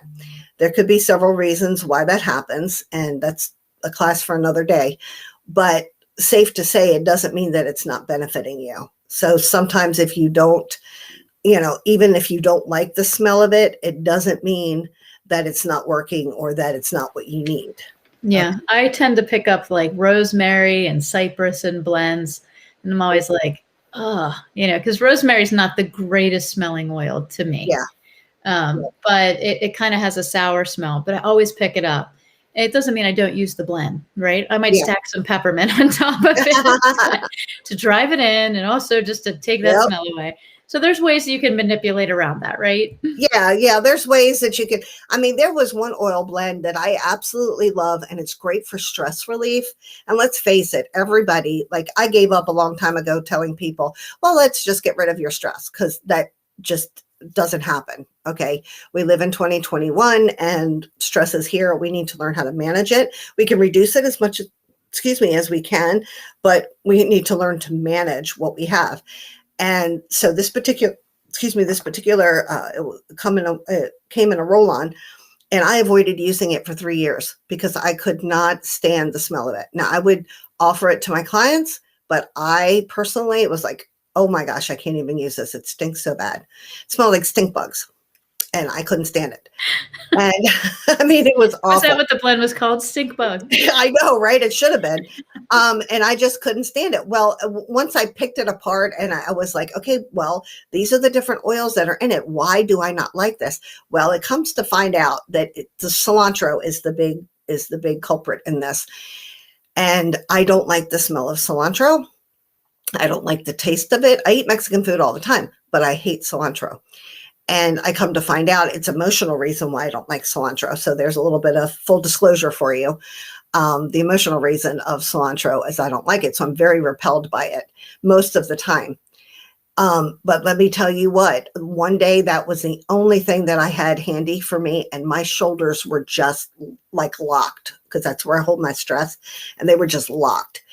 And I didn't have a choice. And I was like, I don't care. I'm desperate. I'm just going to smell like a stink bug. I don't even care. And at that moment, my body just melted. The minute I was putting it on, I didn't even have the cap on yet, and my body was just melting. It was amazing. So I use the stink bug whether I like it or not. And there's actually, believe it or not, some days I'm actually very drawn to it. So it's really weird how sometimes that will happen. So if you don't have a sense of smell right now, that's not a bad thing, because sometimes you may not like it. If you really, really don't like the smell of something, put it on the bottom of your feet and put your shoes and socks on. It'll be the longest way to get to you, but it'll happen. But yeah, you never know. Even stink bugs are going to start smelling good after a while. You'd be surprised. You'd be surprised how that happens. So, excuse me, that limbic system is what's working on all of this, and it's triggered by nerve impulses, known sense, unknown sense. Memories come involved in this. I mean, again, this is a whole nother class, with moods and emotions and stuff like that. And that's why me and cilantro have a fit. But I'll get past it sooner than later. I'm taking the slow boat. To deal with all of that, but it can happen. So anybody that's out there that's, maybe lost their sense of smell for one reason or another, and you're wanting to retrain with that, just, send me a message. I'm happy to help you out, to help you get that back. Cause it'll come back. It'll come back. So one of the other, things about essential oils is you can't use your essential oils around animals. And that is also a misnomer. Now, let me caveat this with the cats. Their livers are not, they don't process essential oils as well as other animals do. So there are some essential oils that should not be diffused or used on cats. And there's a list. Okay, so there's a list out there. But other than that, and there's a couple for dogs. There's probably about 7 maybe for dogs. But dogs respond super well to essential oils. I use them on my Odie all the time. If you follow me, you'll see all kinds of crazy mess with my Great Pyrenees. He's a mess. And he came to us in such a state. Oh my goodness. He He was malnourished and scared of his own shadow, like was very defensive, he really had a hard time, and separation anxiety. Oh my goodness. I couldn't walk out to the car and come back and he didn't do his business on the carpet or something because he was so scared.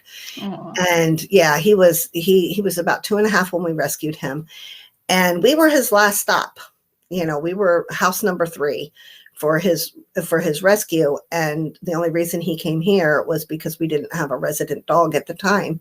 Ours had passed away, and I emotionally wasn't ready for another dog yet, but I knew that he really needed a safe place to land. So we went ahead and fostered him. And I worked on him extensively, not only with essential oils, but also with Bach flower. And, I used all kinds of, massage therapy and all kinds of things on him to help him out, to get him to be the hot mess he is now. So now he's, 4 years later, he's very well adjusted and he can be left for a whole work day if I need him to be. He's definitely, there's some things that he's still not a fan of other dogs. And I think because he's been in dog fights, he's got markings on his nose. So he's not a fan of other dogs. And there's some things that we're just not going to be able to change about his personality. But all of the other things that he was suffering with, essential oils have played a huge part in helping him to overcome. I set the diffuser for him before we leave the house, and he's not doing his business in the house anymore. He's not, the separation anxiety has dissipated, things like that.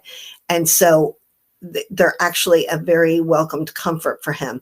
And because he does not like vets, I mean, I'm on vet number 6. He does not like vets. And it's very harrowing because, there's sometimes you need to go to a vet.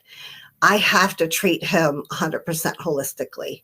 And I know that a lot of my clients are that way as well, that, they want to use a natural approach with their animals as well. So I read up a lot on the essential oils in animals, and I live in agricultural county. And so we have everybody's got chickens, everybody's got goats, everybody got, sheep and horses and, other kind of cows and other farm animals and such. And so a lot of them use the oils, these oils, the pure oils on their animals as well. So they can be used very safely, very effectively. Horses respond super well to them as well. The chickens do really well. Like if it looks like there's something going on in the flock, you just put a drop, like a lot of times you'll just put a drop of oregano oil in like a 5-gallon bucket of their water. So again, highly diluted. And then they drink that water, and then the whole flock gets a healthy, clean bill of health. So there are many different ways that you can use them with the animals. Again, purity matters. If you're not going to put it in or on you, you definitely don't want to put it in or on your family members or your animals. There are two wonderful vets that I follow, and if somebody asks me for help with their animals, because again, the Amish, I'm their resource. So as scary as that is, I'm their resource for things. And so, if somebody asks me a question, these are the 2 resources that I use to help people. So one of them is Dr. Janet Rourke, and she's an amazing vet out of Texas, and her book is Essential Oils and Pets. And then another one is Spoil Your Pet, A Practical Guide to Using Essential Oils in Dogs and Cats. And that's by Dr. Mia Frezzo. And both of those books are great resources to use. They give you, if your animal has this is what you use. It's brilliant. Okay. So that takes a lot of the guesswork out of things and helps to make things super easy for you. So yes, you absolutely can use the essential oils around animals. Just, be smart, just like you would for yourself. Just be smart. Right. Absolutely. And, just to address dogs and animals in general have a more sensitive smell. Mhm, So you yeah. probably need, is it safe to say you'd need less? Oh, yes, less. Less Okay. is always more, and less. I mean, I put in the diffuser, if it were just people in the house and my dog wasn't in the house, I usually say 4 to 6 drops of oil in the diffuser is good. But if it's just going to be Odie at home by himself, he gets 1 or 2 drops. So, you definitely, their sense of smell is very keen. Mm-hmm. Okay. So, now you may have an elderly dog that may need an extra drop just because their smell isn't what it used to be. But for most part, the dogs and cats don't need, don't have that need. Oh, and don't ever put your animal behind, close them in a small room with a diffuser on, because they always need to have an escape, just like you do, because it could get very intense, very strong smell for them when you close the door. So always put the diffuser in a room that they can come and go in. Okay, so don't lock them behind a closed door, because they can be sensitive. So yes, thank you for reminding me that. I almost forgot that. That's what I'm here for. I got your back. I know you always got my back. Okay, so I saved the most ridiculous one for last. And so I'm going to touch very briefly on this one, but I know that y'all have seen several articles, if not more, if you spend 5 minutes on the internet, about lavender or tea tree grows breasts in boys. Okay, so here's the thing. Endocrine disruptor awareness is important, okay? But when we choose hype over logic, we can miss the real problem. You can bet that when we see essential oils are being targeted, we are witnessing an attempt to vilify the very thing that's threatening to topple over a stacked house of cards or a smoke screen to the real problem. Like I mentioned before, industries that are some of the worst offenders come to that are the worst offenders when it comes to hormone disruptors are often the ones funding the studies discrediting essential oils. Okay, so consider this. There's parabens are around, all right? They're known hormone disruptors. They're common in hair care products and lotions and stuff like that. There's lots of hormone disruptors that are in most plastic packaging. That's why people are trying to work away from plastic packagings and stuff. The original study that was first suggested that lavender and tea tree oil contributed to abnormal breast growth in boys neither named the product names or a full list of ingredients in the products that were used. None of it was ever mentioned. Okay, so this is where learning how to do your research comes in handy. The one known hormone disruptor that's mentioned is dimethyl siloxifide, which is a solvent used to dilute oils. So what was actually carried in the products? How much of it falls into the category of hormone disruptors? As long as our focus is on these things, we may not, and it's on lavender and tea tree, we may not dig into the further big problem of hormone disruptors. Okay, so they're kind of trying to take your focus away from what they're causing and, here it must be lavender and tea tree. Okay, because it couldn't possibly be plastic doing this. Okay. Right. And so, you have to kind of look at some of that. And if you look at lotions and potions and all those kinds of things that are out there, the cheapest ones made, and everybody's going to Walmart and Target and, all these places to buy all these gift sets, especially around the holidays. And, all these lotions and potions, they don't have anything in them that's healthy for you. Okay. And it's that stuff that's causing the problem. Okay. Endocrine disruptors are no joke. Education is necessary, but instead of skimming over an article with a catchy title or, something like that and avoiding the big words that, most everybody can't pronounce, we owe it to ourselves to kind of step up and dig in. We're capable of learning the big things. Don't be afraid of it. We're all allowed to know. Here recently, there's been all this censorship and stuff, but we're allowed to know what's in and on, that we're putting in and on our bodies. We're capable of learning. So don't shrink back. from these kinds of things, to be your own researcher. We can't rely on our doctors and the scientists to do all of the work, especially knowing that a lot of it is skewed anymore. We have to do our own fact checking. We're making a huge shift in healthcare, and issues like this are right up there, and they're going to be coming up more and more because, the mainstream is wanting to come against natural health more so now than ever. So at the same time, it's an exciting time to be empowering ourselves, take care of our own health. And I'm grateful that we get to learn this all together. That's right. And it's such a good point. A lot of times when you hear about studies, they do the same thing in nutrition, supplementation. They want to position themselves as the experts.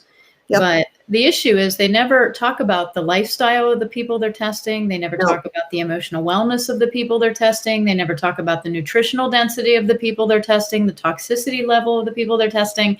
They just say, it's the tea tree, or it's the lavender, or this supplement didn't work because it didn't work on this McDonald's eating guy over here. Exactly. Right? Or this person that got this sick, this is, and it's like, they didn't get sick off of that. Okay. Right. But you look at their whole history, not even their whole history. You look at what they ate for the past 2 days, and you can see why they got sick or why something happened, Exactly. So I'm so glad you were here to help us overcome these myths, because essential oils, I always say, pharmacology is derived from these natural plant products. Essential oils are just the product in all of its constituents still contained. So look at Pepto-Bismol. The original Pepto-Bismol took an isolate of peppermint oil and utilized it in Pepto-Bismol. Now, peppermint oil is great for digestion, but it's also good for stress. It's also good for lowering body temperature. There's many other things that peppermint oil does, but Pepto-Bismol came in and said, we just want this one isolate. And I equate it to nutrition, right? You can take a B vitamin, B6, B12, but wouldn't it be better to have them all and let your body sort it out? And that's what I think about essential oils. So they are a tool for you to utilize towards your goal of health, and they work. They do. They're very successful. And I love how you brought out that they're so versatile. I mean, each one of the oils, when I tell people, I use a resource guide that I encourage all of my clients to get. And it's a guide of, okay, this is what peppermint oil is, and it does this and this and that, has a whole long paragraph of all these things that peppermint can do. And they're like, oh my gosh, well, I don't know. Well, this one says it does this, and this one says it does that. I said, all of them can do those things because the constituents that are in there, which one works best for your particular body. Right. And that's where all of this personalization comes in. But to me, it's a lot of fun. It was my gateway into natural health. When I was sick, and I fell in love with frankincense, and it just spurred me into looking further. And a lot of other people have sought me out for that very reason. Right. And I think what happened when the essential oil world boomed onto the scene, like the big statement was, I have an oil for that. Right? Yeah. And I think what happened was, because out of good intentions, and people wanting this knowledge out there, like essential oils are amazing. What the essential oil companies were preaching was, hey, these work, but they work better in a nutrient dense body. Don't forget about nutrition. Don't forget about lifestyle, exercise, sleep, right? They work better in conjunction with your effort to get better. They're not a magic pill for your ill, right? Oh my goodness. It drives me crazy when they're like, okay, I just want to use it for this. And then I see them get a picture of, they're like, oh, well, we just went through McDonald's drive-through. I'm like, I put it on my cheeseburger. No, honey, no, this is not going to work. Okay. Like this is a holistic approach. This is one more tool in your tool shed of different things that you can do for your body. But again, if you don't start out with a really good foundation, nothing's going to work. Yeah. And the other thing to remind people of is, if you're told like, hey, don't use that oil for a specific reason. And I see there's some comments in the chat, like somebody was told not to use peppermint by her physician. I can't come against a medical practitioner and say, oh, yes, you can, right? I'm not her licensed medical professional. But what I can suggest is maybe a different oil for digestion. And there are lots. Cardamom Bergamot's a seed oil. It's one of the best ones for digestion. Fennel, there's all. Yep. So lots of other ways, more than one way to skin a cat, right? Exactly. And that's why there's so many plants, because just with supplementation, there's not a one size fits all. And you can't say essential oils are their own little thing over here. They're part of the biochemical pathway towards health. They just work differently. They work through the bloodstream and the limbic system, whereas nutrition works through the digestive system differently. Now, you can take oils and ingest certain ones, like Anne-Marie said, with the supplement facts on that bottle. However, you're not going to pull nutrition from an essential oil. No. So you still have to eat food, and you still have to supplement when needed. However, if you're taking B12 and it's not jacking the adrenals enough to like nourish them and calm you down, you may need something in addition to that in the meantime, like a calming essential oil to just be like, okay, let the B12 get in there and kind of do its thing over time as you build up that nutrient gap. But here's something you can use in the meantime that's really going to work directly with the limbic system and that biochemical pathway that way. And Judy Mikovits was on. She talked about essential oils. She talked about terpenes. She talked about the impact on genomic nutrition, decreasing inflammation in the body. If there were ever a time for people to use essential oils, it's now. It's now to reduce inflammation, to keep you calm so that you're not creating an immune repression through your stinking thinking. Oh, yeah. Oh, my goodness. Let me tell you, this past year, I have had more people come to me, like, I can't even tell you, with the stress. And people that really have always pretty much had their stress managed pretty well, but it's been off the hook. And essential oils have been number one for them, diffusing them, even, you know, like I said, wearing I don't know if y'all can see this, wearing the little bracelet. Sometimes there's necklaces you could wear. You know, just to kind of take in a deep breath. You know, I think of all the different things that essential oils bring to the table. I think emotional support is one of the biggest things that it really does bring to the table. And it's quick. Yes. And it's that instant gratification sometimes people need. I mean, think about it. Your eyes, your ears, your nose, mouth, these are all gateways in of information that's being told to your DNA. Then your DNA transcribes that. It tells your messenger RNA to go tell everybody else, right? So, you know, I mean, you walk into a place that stinks. You don't be like, oh, yeah, no, I mean, it stinks. And so you want to exit, you want to get out of there, or you cover your mouth and nose. But if you walk into some place that smells good, like, wow, it's a whole different experience. And guess what? It could be the same building, the same setup, the same scenery, the same people. If the smell changes, you're going to have a completely different experience. And that's based on limbic system. And then you're going to remember that. You're going to remember where you were. I can still smell my grandmother's basement. I used to love it. I used to go down there and I was like, I just had that smell, right? I can still smell when she, you know, baked bread or, you know, whatever that looks like. And those memories are connected to good things, but you also have memories connected to not so bad good ones too. Right. Yeah, exactly. That's where those emotions get in the way. So, well, and that can skew people too. That can skew people all the time because they'll be like, I'm allergic. I must be allergic to lavender. Yeah, I must be allergic to lavender. I'm like, yeah, okay, well, they don't have any proteins in them, so it's kind of hard to be allergic to them because you need protein in order to be allergic. But that's my first clue that it's probably emotional. Then come to find out that grandma wore like a lavender perfume, but grandma wasn't a very nice person. Yeah. So their brain put that 2 and 2 together and says, yep, I do not like lavender, so I'm allergic. Yeah. Yeah, so it happens. It really does. They're very powerful, but they're one tool in the tool shed. And like I said, that was my gateway, and I do love them. And they're one of the tools in my tool shed in my practice that I help people with. And, we do frequency, we do all nutrition, everything. Awesome. Well, if they want to get in touch with you, how do they reach you? The best way, if they want to reach out to me on Facebook, you can messenger me on Facebook. And my number and my email address are on my Facebook page as well. Okay. Is that the Recreating Wellness page? I did post it. Yeah, I think you did post that. I did post it. There it is. My I have a website person that's working on my website because I'm like totally inept. So so as soon as that'll come up, it'll be recreatingwellness.com. But that's not an isolated thing to be inept in yes. websites. Trust me, they gosh. are an entity of their own. It is a nightmare. Yes. She's telling me, and I'm like, yeah, okay, that's you. You just do You're like, that's nice. That's why I'm paying you.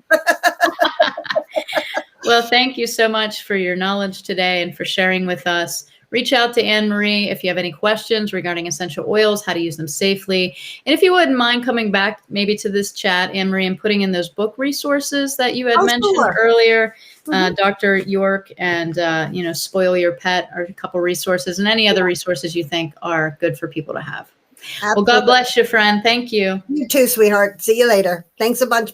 Bye-bye. Bye. Well, that was amazing. Thanks, everybody, for joining us for the essential oil lecture. And stay tuned. We'll have more coming up.